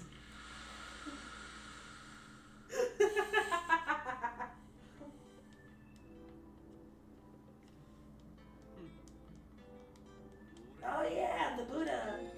Okay, but U-Ball. Cersei and Atlanta are absolutely in the schedule. Yeah. So is the Buddha. That's fair, U-Ball. I'm surprised we waited this long to do Queen of Sheba. Because I've, in theory, been willing to do her for like several years now. I think it's just because there's a... For you, there's always been a... Like, you're not that interested in the biblical characters. No, but... And a lot of what we did early on was heavily dictated by your interests. True, but Queen of Sheba is like a strange outlier of my normal interests. Like, I am relatively interested in her. I think it's just for a while there was always something I was more interested in that went first. I'll do that little funky section of every stream where I say if they're sometime relatively soon. Can confirm. Queen of Sheba is a 2025 servant. Can also confirm that I believe Atalanta and Cersei are 2025 servants. They should be. Yep. Especially because Odysseus and Cersei were like characters. We were like, why haven't we done these yet? We need to get them on the schedule sooner rather than later. Yeah, I was super surprised we hadn't done them when we had to get them on the schedule. Cersei is like dead ass, one of my favorite fate servants. Like just one of my low key ones that I don't go into very much. Fair. And now that Epic the Musical is finished, we can just drop little song tidbits all over, you know? Yeah. An enemy we were not prepared for. What was it? A woman. What? She had us in just 3 words. Come inside. Welcome to the best day of your lives. I've got you. Don't worry, Cersei's got you now. There's one tidbit to the Solomon and all the twists surrounding him that I am excited to get Seki's little like sub reaction on. Yeah, but Solomon does have to wait till I finish part 1. Which you know what that means?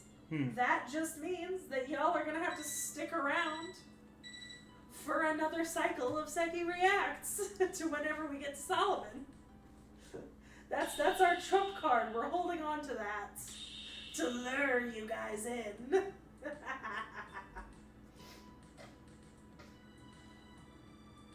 Honestly, I want you to finish part 1 for a few reasons. A, so we can actually get that stupid Solomon reaction done. Yeah. B, because that gives us an easy off-the-shelf we can do. And C, because I actually, well, maybe not 1.5, but I think you'll actually like part 2. Part 2 is a lot more of a more complex story. Fair. I fully expect when we get to the off-the-shelf about part 1, expect me to be showing up with a tier list of fucking chapters. I fully expect you to. Here's the problem, though. You never read... you'd have to, like, almost exclude Fuyuki and Orleans, because you pretty much read those in a different medium. I can go over my general thoughts on them in the off-the-shelf, but even on the tier list, it wouldn't be... Because the different mediums are completely different, like, reworkings of them. Can't I go back in this My Room settings and read them? Do you want to? Honestly, it might be easier to just scroll through and read them. More power to you. As someone who has perfected the art of reading things in scrolling format, as evidenced by the sheer amount of AO3 and webtoons I consume. As someone who has recently started a second FGO playthrough for purposes of putting out an analysis on the channel and only made it through Orleans. Orleans does not hold up.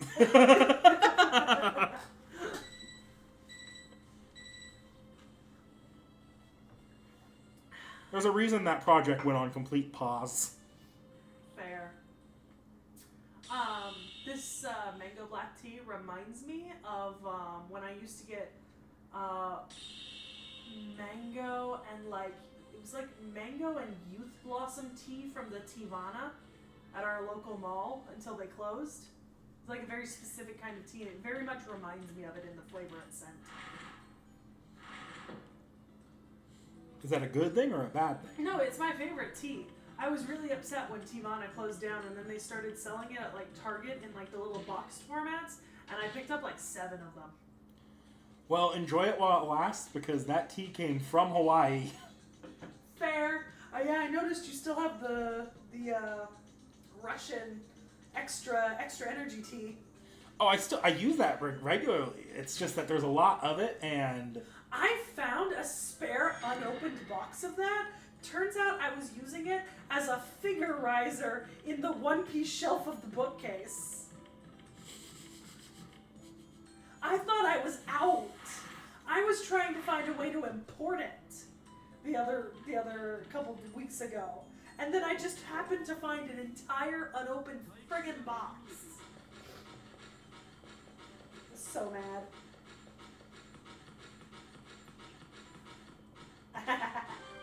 U-Ball, oh, okay, so Zero Herrera said she was story locked, so you only summon her in banners.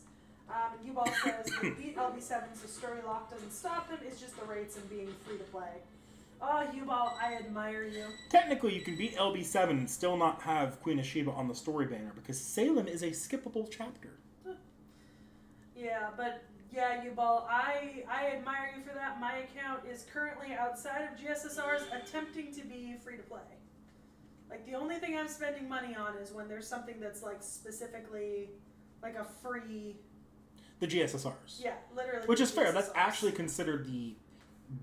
Oh, like, I would actually argue, unless you really, really, really are going hardcore on a specific character, that's the optimal way of playing, is just the GSSRs and free-to-play. Yeah. I just don't have the money to spend on FGO. Just fair. Yeah. I'm currently seriously debating dropping a little bit of money into Infinity Nikki, because they're doing like a bunch of New Year's stuff right now, and it's because it's Chinese Lunar New Year's and it's a Chinese developed game. They're doing a ton of stuff where if I were to just spend enough money, which is I think it's like $5 or $9 to get a monthly summon, like a monthly ticket thing where I get like a certain amount of like stellar per day. A premium pass. Yeah, if I were to spend like the $5 or $9 to get one, I'd be able to get every single one of like the little extras except for one that's available for the entire event, and then still have a ton of leftover Stellarite to use whenever I wanted in the future. So I'm seriously considering it, because as a Chinese-focused like released game, Chinese the Lunar New Year is when you're going to get the best deals and the best like cool stuff out of the game. And there's a lot of really cool stuff going on right now that's only good for like this month, like this coming month. And like I'm gonna have no problem getting all of the stuff that's just finishing quests and like filling out games and stuff. But it's like the few things that are specifically like, one of them is like it literally costs one single Stellarite to get like a copy of this really cool Lunar New Year outfit, you know? Mm-hmm. But you can't get it unless you have a monthly pass active. So, I'm considering it, but I don't want to get into the habit of dropping money on Infinity Nikki, so I'm really debating it, you know? That's fair. Because, like, I think that was the same logic that enabled my slump into, like, extreme wailing on Love Nikki when I originally played it was, oh, this is just a really cool event, and I just have to spend a little bit of money for this monthly pass. And now my account in Love Nikki is like VIP 14. I mean, that's the trap of gotcha. Yeah. Like, oh, this little bit's okay. Proceeds to go even harder. I've definitely fallen into that. Yeah. Oh, my JP account outside of the GSSR, I won't spend anything. What Alco is on right? I'm getting myself an NP5 Alco. Yeah. I think that's probably the best benefit for me of FGO being something I play specifically for stream and not just like wailing on in my free time typically. Mm-hmm. Because I'm finding out that I am essentially chronically bad at any games that require daily logins, you know? Because I don't always have the attention span, or like just I don't always remember to log into daily stuff at the correct times of day, to always collect daily stuff. So it's not super conducive to me being a great player. And then if you add in whaling to that, it's not great. I mean, not to harp on the point, but I must have spent probably something like $500 or $600 on Love Nikki over like the 5 years that I actively played it, if not more. Like, I spent a lot of money on that game, Whaling. And what do I have to show for it? A lot of very pretty 2D outfits in a little phone game. Yeah. Not to put too fine a point on it. If I'm gonna spend like $150 a year on something random, I think these days I'd rather spend it on books or figures or like movies and stuff, you know? On the topic of figures, I did just get my first solo leveling figure. And I am very happy with it. It's the 4U Sung Jin Woo, I think. I think this is a new scene. Give me one moment. Go for it. Sakura, she's supposed to be in the student council and backing me up. I wonder why she's here. Could it be she's been waiting for me or something? Sorry, I had a question I really need to answer, so I slipped out of the student council room. Are you really going in there? This sentinel is different from the one before. Lancer's stats surpass your servant's, Kishinami. Your chance of winning counting a standing deviation is 40%. While I say that I'll back you up, I don't believe that you can win. No, I won't give up even under these circumstances. You all don't understand, so please answer me this. Hakuno Kishinami, why do you fight?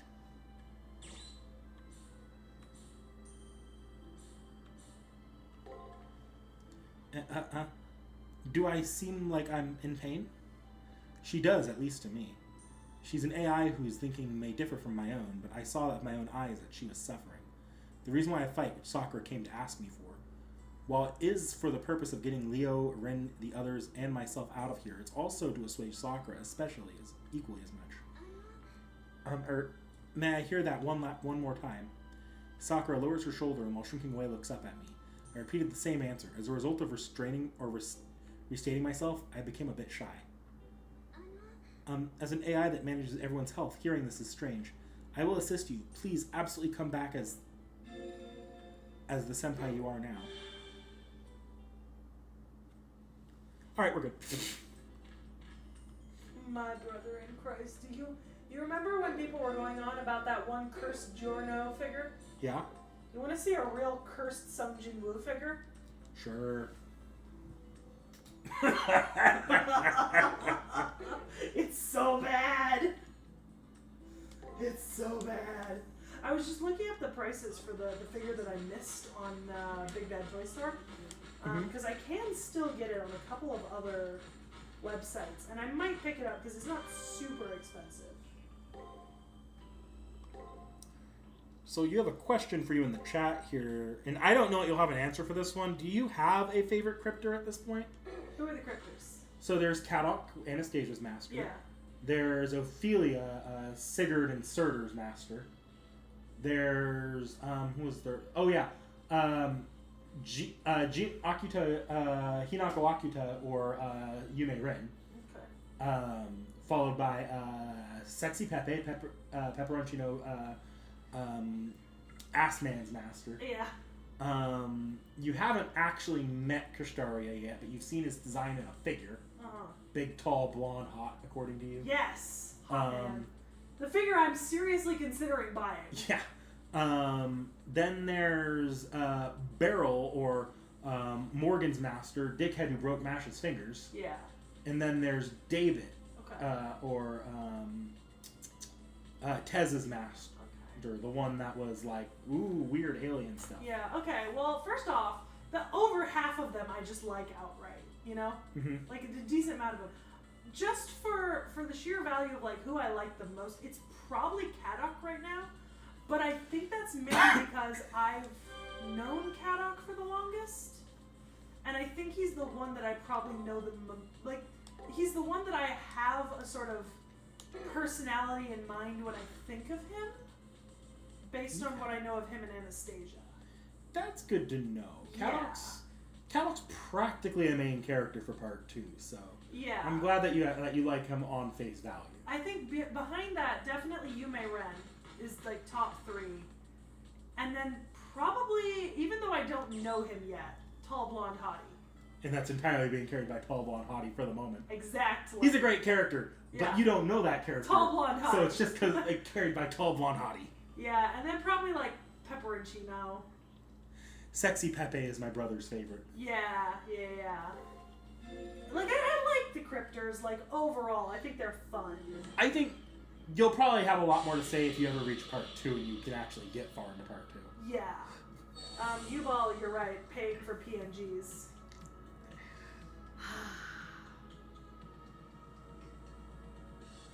Oh. Hey, Nick-Nack. Question.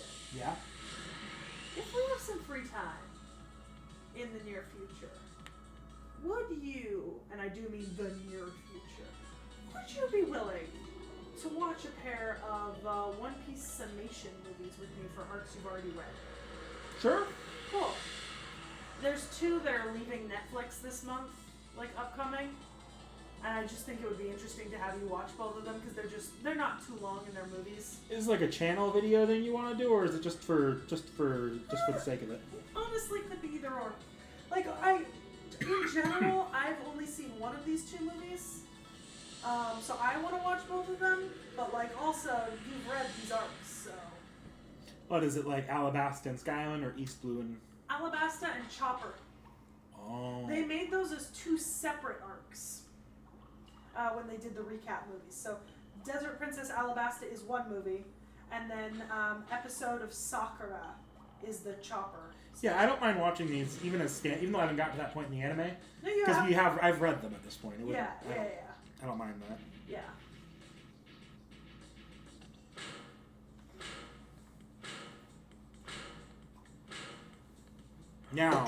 Now I'm fighting the same boss for the 4th or 5th time.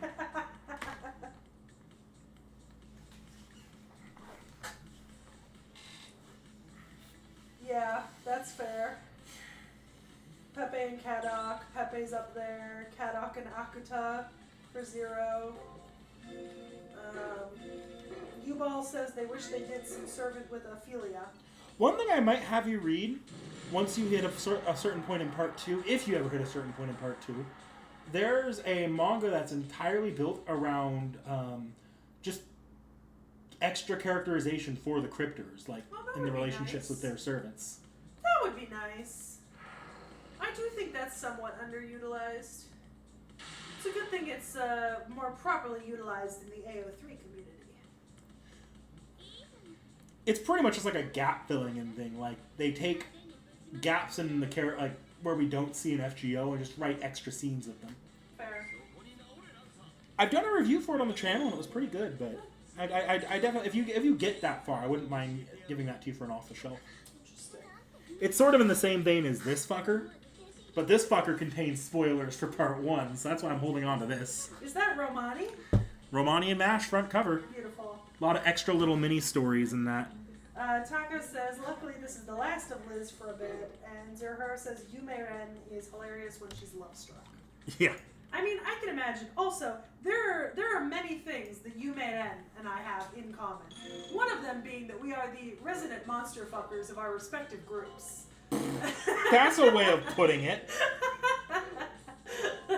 Hey, this is a known thing, you know? Like, that's literally my nickname in the group chat, Nick-Nack. Although technically right now it's Typhoid Mary / Raise That Monster. Lover. But yeah. And honestly, she made a great choice. Sean Yu, 10 out of 10. Like, Sean Yu has become a somewhat integral part of my FGO team somehow. Like, he's just so dependable. Like, I've poured enough into him. He's just a great dude to have in my backup line. He comes in and lays waste to people. I love it.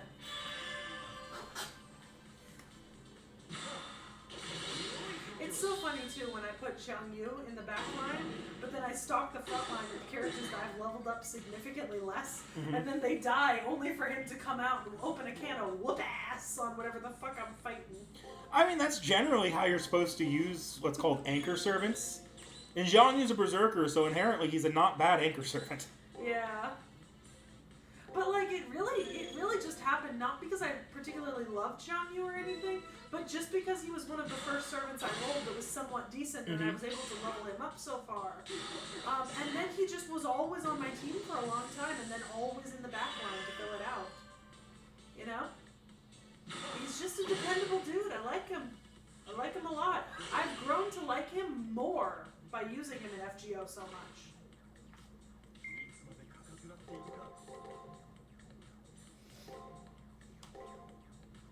Also, from Wasp Belt is non-canon anyways, so it's just fun to see how the author thinks spoiler characters will be like. So basically, it's official fanfiction. Yep.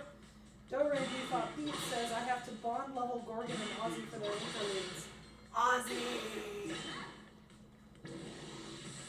On that note, I'm going to be redoing at least one shelf in the current bookshelf setup to be like a proper display shelf for all of my like Egyptian themed stuff, and I'm definitely putting Ozzy on that shelf.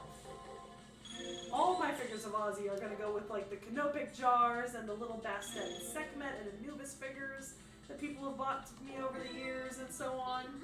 It's going to be great.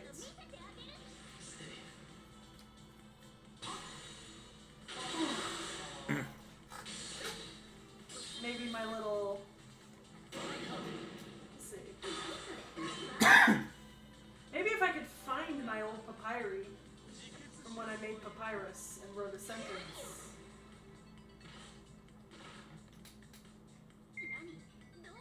That would be nice. If nothing else, I know where my little ostraka with hieratic is, which would be thematic in the context. One of these days, I'm going to get myself a reproduction of the Sun Tablet of Akhenaten. Unfortunately, Tacos, I do not currently have any Nitocris merch. I really want some. She's got a couple of nice figures that aren't too expensive, and she has a Nendroid. But her Nendroid came out, I think, a long time before I started collecting Nendroids. And it's a little hard to find off of resale, and it tends to be a little expensive on resale. I've only seen it show up a few times for like a reasonable price, and I just was not in a financial place to buy it when it did. Because the thing with Nendroids is they can be anywhere from like $40 to like $90, you know? And while I can justify like a spot purchase of like a $40 to $50 Nendroid, I think I've never seen Nito for less than 55 to 70, and that's a little bit more like I gotta think about that and plan for it, you know? Mm-hmm. Like even if I was making more money than I am now, that's still like anything over $50 is a little bit more of a hefty purchase in my opinion. So it still would be something I'd want to consider before jumping into, you know? Like, do I want this right now? Is it something I can afford to spend? Same thing with the Nito figures. Like I said, there's a couple nice ones, but I missed them when they initially came out, so I missed their like point of sale price, and now the resale prices are higher. Like for example, I was super happy I got the Skahak and Kukullan pop-up parade figures and stuff when they were like released, because I got release price, not resale price, you know? On that note, I do actually have a pre-order out on the Kukullan Nendroid wearing his Hawaiian shirt, you know, from the gag animes. I do have a pre-order out on that. Didn't realize they had a separate Nendroid for that. It's a separate Nendroid because it comes with fabric clothes. It's one of those. Ah, so that one's like got a premium price on it. It's not that much more expensive. I think because it comes with less stuff. I had a pre-order out on Bao Banshee because she was getting a re-release, and I was super mad because the website I had the pre-order on told me that it was going to come in April, and I was budgeting for it to come in April, so I was just putting aside like little bits of money. I got the notification a week and a half ago that it was going to be coming this month, so I had to go in and cancel it. Because I was like, I don't know if I'll financially be able to afford that figure this month, which is unfortunate, because it was two figures actually. It was Bao Banshee, and then they finally released a figure of one of the first animes and mangas that I ever read or watched, right? It's called Black Cat, right? And they released a Nendroid of character of number 13. And I was so excited for it, but I thought I had 2 more months to save for it.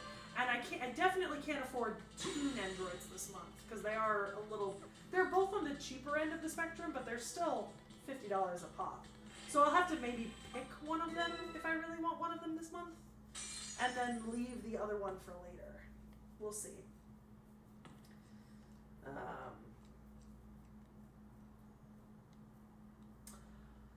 Quipper, I had not thought about it that way, and I think potentially I hadn't thought about it because the Egyptian pantheon is so large that I don't necessarily use that as a measuring metric. But that's actually you have a point there. That's pretty interesting that every single Egyptian servant so far has been connected to a deity. Which makes it even funnier that Requiem is just using straight up Anubis. Well, but I mean, to a point though, it's also expected because most of all of our Egyptian servants thus far have been pharaohs, and pharaohs are the sons of Ra. Like the pharaohs are literally god kings. You know, like they are associated with deification, so that makes sense. Ooh, yeah. A Sei figure, yeah. I'd like a Murasaki figure, if anything. I think there is one, but once again, it's a little expensive. There's a couple, There's something that's grown on you weirdly. The Raita characters. Yeah, I'm gonna be honest. Raita has gone from, like, what the fuck to, like, I love this artist and all of her work. Like, I show people Raita designs on purpose now. For fun. I keep Raita's art downloaded on my phone. Because wasn't my first Raita character Scheherazade? I believe so, yes. And remember, I did not like Scheherazade. No. I still have some issues with Scheherazade's design. But, like, Murasaki, and then, Ibuki, and Minamoto no Raiko. You know? Love them. Adore them. 10 out of 10. 100%. Brent also worked on the Valkyries Chronicles series. Yeah, I think the other thing is, like, especially with, because in terms of Fate figures, right? The more affordable figures are the pop-up parades, right? Then there's the For You figures and the For You Noodle Topper figures. I really like the Noodle Topper figures because I don't need bases for them. I can just set them on top of other stuff. You are right, Dakota Doyle. Moriarty is a Raita design, but the Raita's controversial designs have never come from his men. Yeah. It's the women that people are love or hate.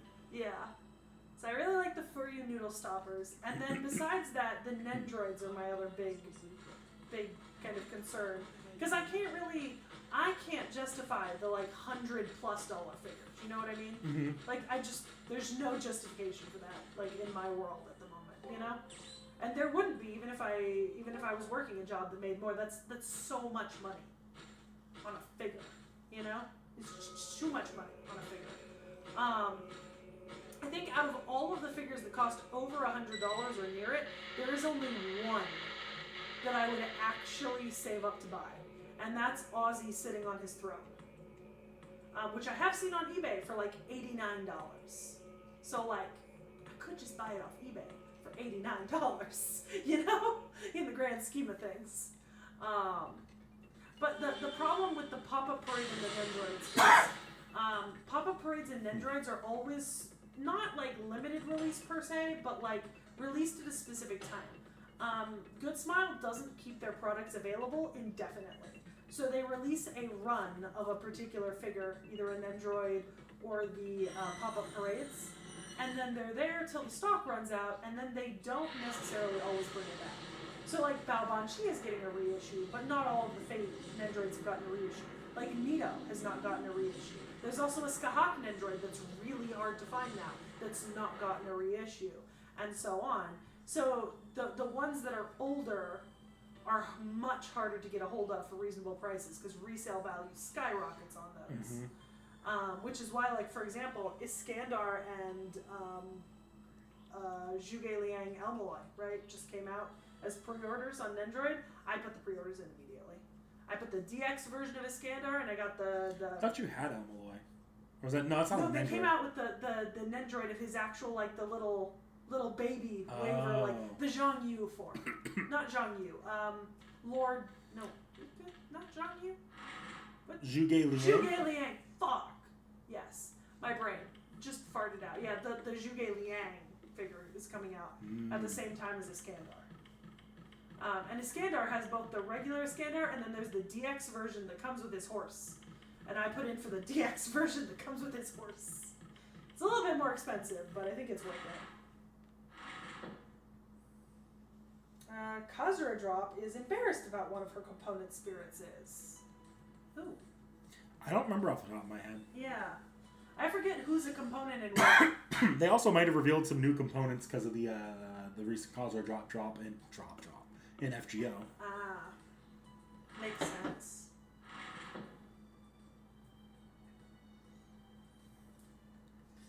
But yeah.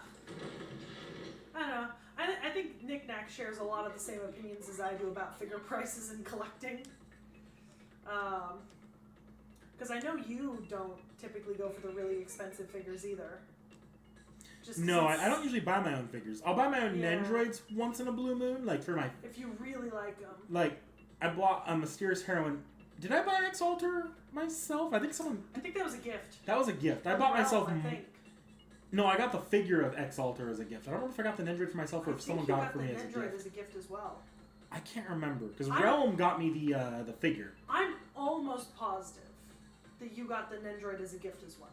Yeah, I just don't remember... Yeah. But the Morgan I got for myself. Yeah. And then I got myself, I pre-ordered Takeru for myself as well. Yeah. And then I usually, like, if I can't think of anything else, figures are always a good go-to for you. Just because, like, there are characters you like that you wouldn't buy yourself. And I'm like, this would make a good gift, you know? Although I do try to be a little bit more diverse than just, here's a figure, every time you have a present occasion come around. Although you did get a figure this year for Christmas, partially. You also got a cooking pot, but you got a figure inside of it. Sorry, this might be a new scene. I'm not going to read it out loud because my voice is starting to go on me a little bit, but... You want me to read it? Nah, I've already, like, gone through most of it. Okay.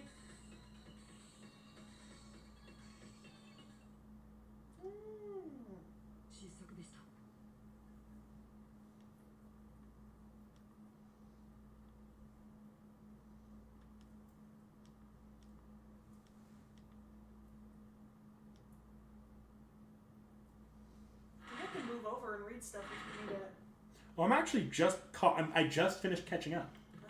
So, like, I'm going to go save, and basically as soon as the chapter ends, that's where the stream that I ended up canceling the previous playthrough ended, so I can pick up from there. Yeah. I was going to say, because unlike you, I'm feeling all better from being sick last week.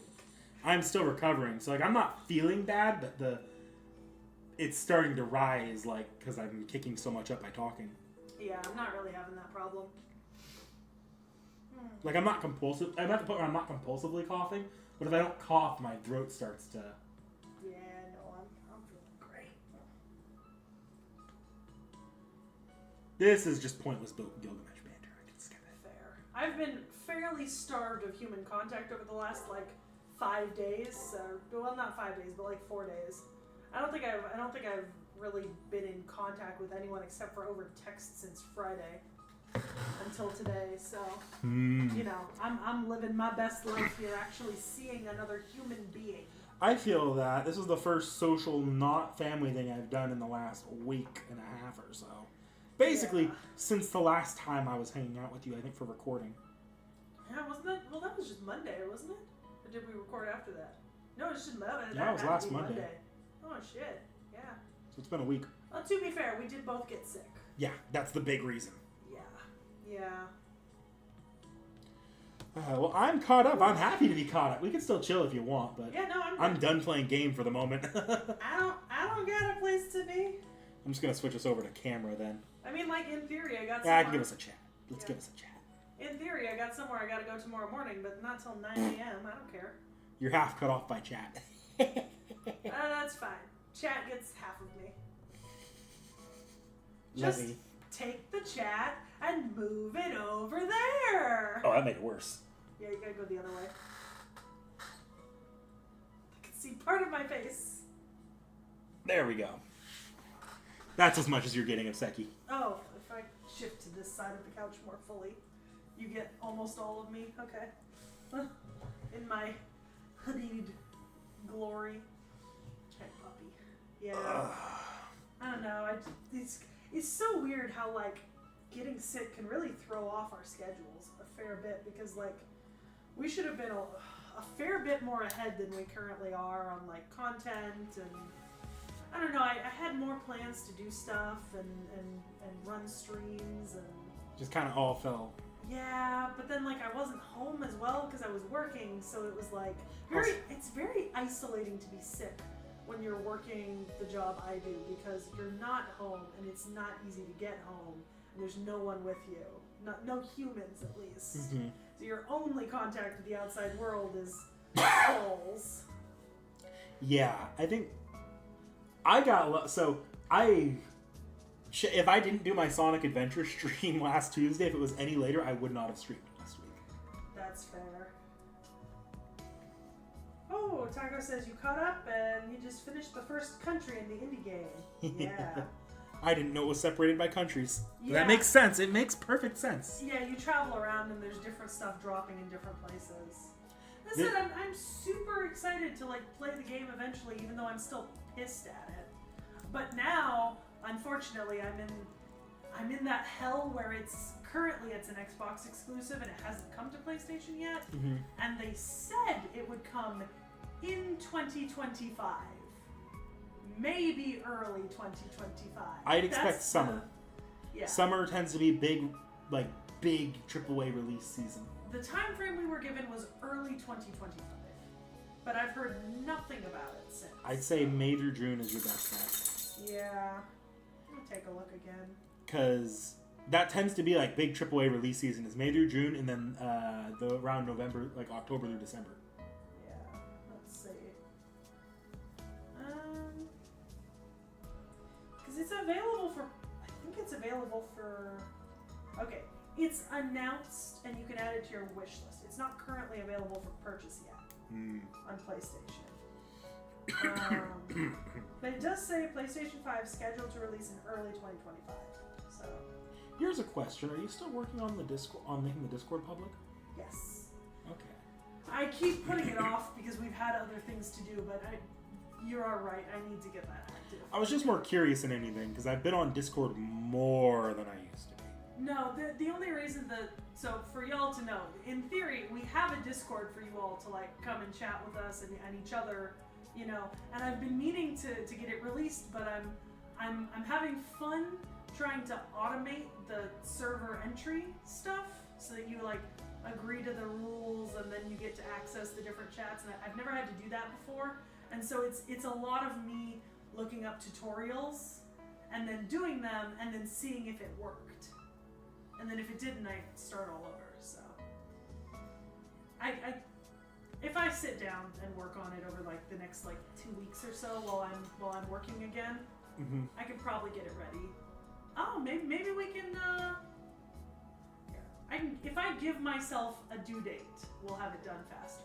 I will have it ready by our Robin Hood stream, so we'll be able to post it on stream. Okay. In chat.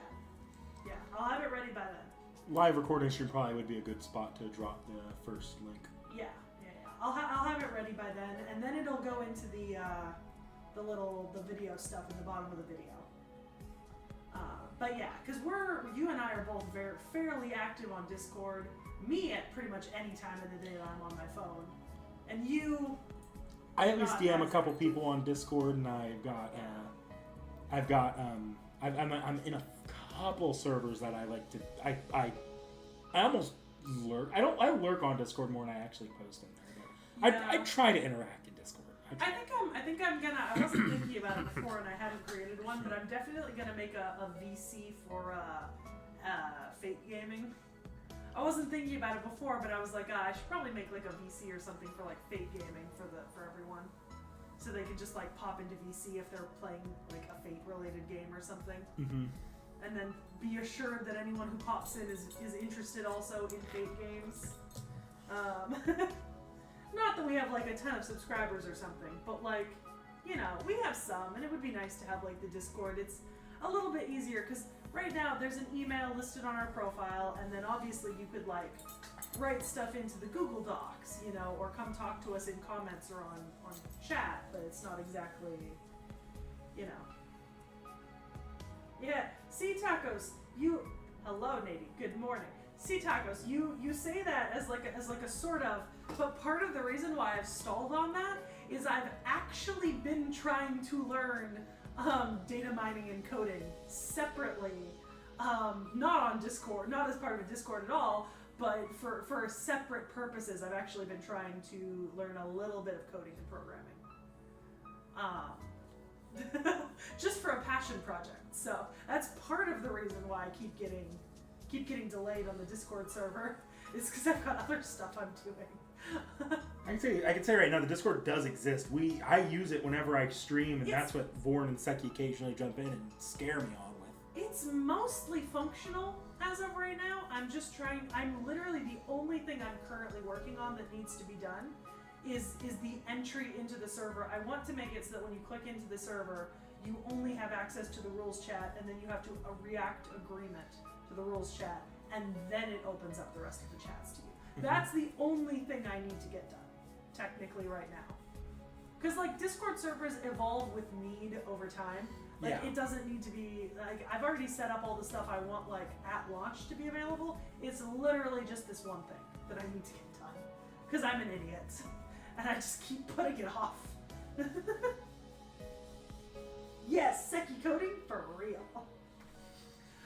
Honestly, I mean, like, it's so funny because like we started the channel as just like a little passion project to force each other to watch anime because we were so bad at watching anime that each other recommended. But like, you know, I've learned a whole ton about like computers and my own computer and like, you know, capabilities and running stuff. And I've learned a ton about video editing and audio editing and, you know, like creating graphics and stuff.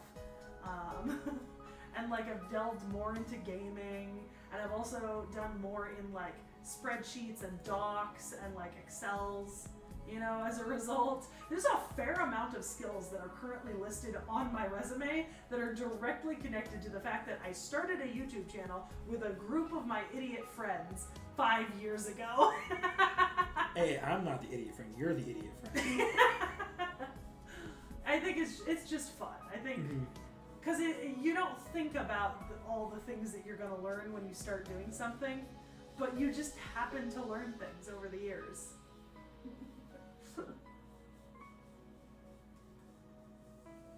All right, Zero Herrera. See you. See ya, Zero Herrera. Maybe tomorrow night on my FGO stream. Yeah, that's happening. Which will the listing will probably go live tomorrow in the morning. I haven't made a thumbnail for it yet, so I need to get off my ass and do that. I don't know how viable it is, but if you can somehow make Discord work, I might pop in on Discord later in the stream.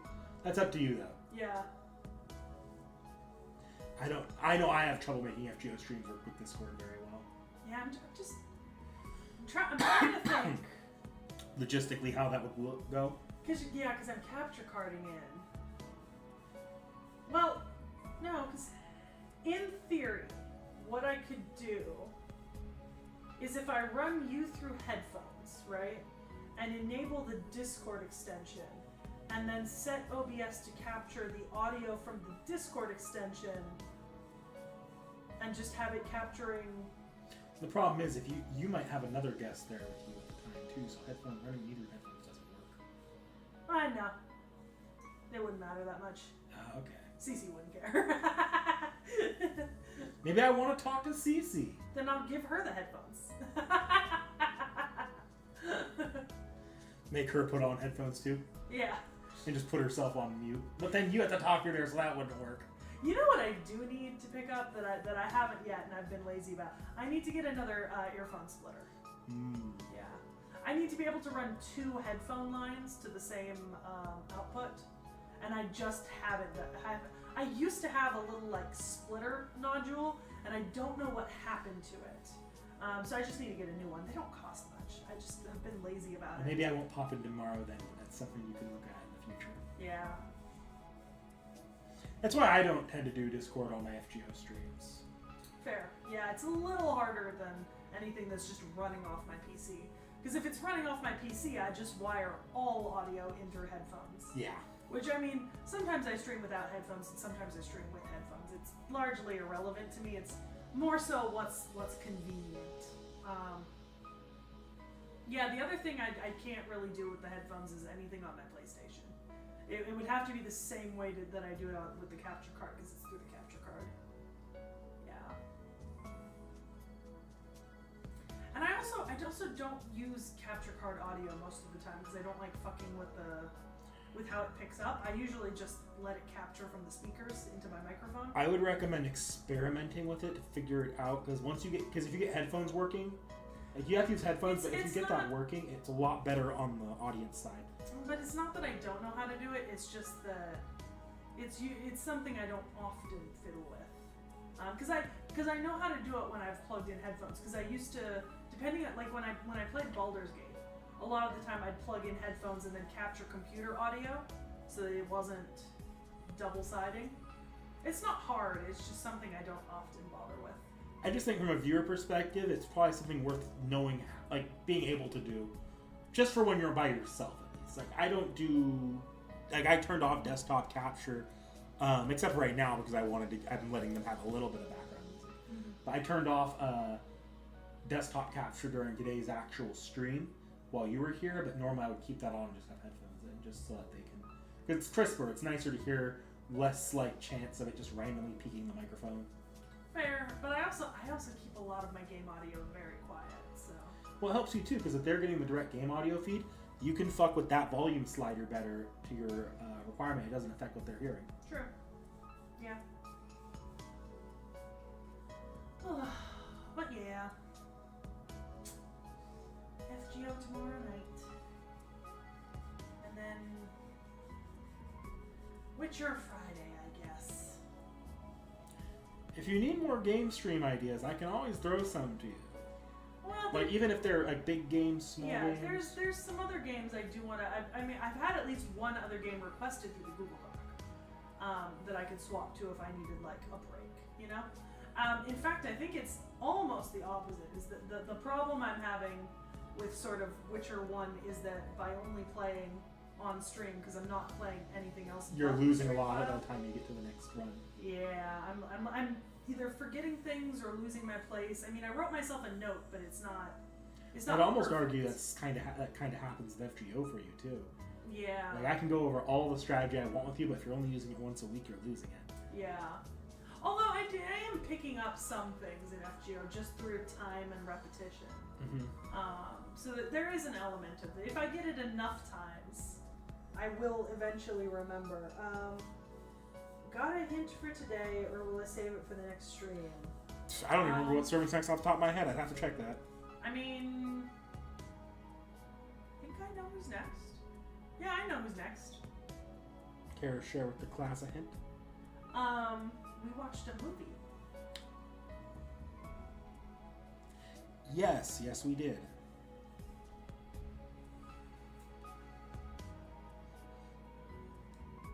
Like, it's not much of a... You know, at one point in my life, I did want to be Henry Higgins. I was going to go down the linguistics route. That's what you get, chat. Figure that out. Figure that one out. I'm sure some people will be very aware of that, but for some people that's going to be very confusing, I'm sure. But yeah. I call this my dog's teddy bear mood. When it gets late enough in the night, or when he's like after a walk, this is like the next. Like I could do this for like hours. Peachy does that sometimes. Oh my! So Loki's missing all the fur on one of his ears. Ooh, probably got into a fight. There's no scars or scabs. Hmm. He's just bald now in one ear. Male pattern baldness is a problem, Matt. I know. The vet's gonna be so mad when I bring him in tomorrow. Because I'm like, I was gone for 2 weeks. Like, yeah, a week in. Like, my mom texted me and she was like, you know your cat is bald now. And I was like, what do you mean bald? She's like, he's missing the hair on his ear. And I saw him today. He is in fact missing the hair on his ear. Entirely. But it isn't bothering him, so. Yeah. Alright, well, I think I'm going to end the stream here, guys. So, Seki will see you guys again tomorrow for her FGO stream. Are there any artists that you'd like to see do a servant again? I don't know all the artists off the top of my head. I want more Raida. There's always going to be more Raida. I want more Raida. But I really liked most of Raida's designs. Seki will see you guys tomorrow for FGO and Friday for Witcher. I will be back at some point trademark next week. So we'll be actually making progress again. Yay! So yeah, see you around, guys.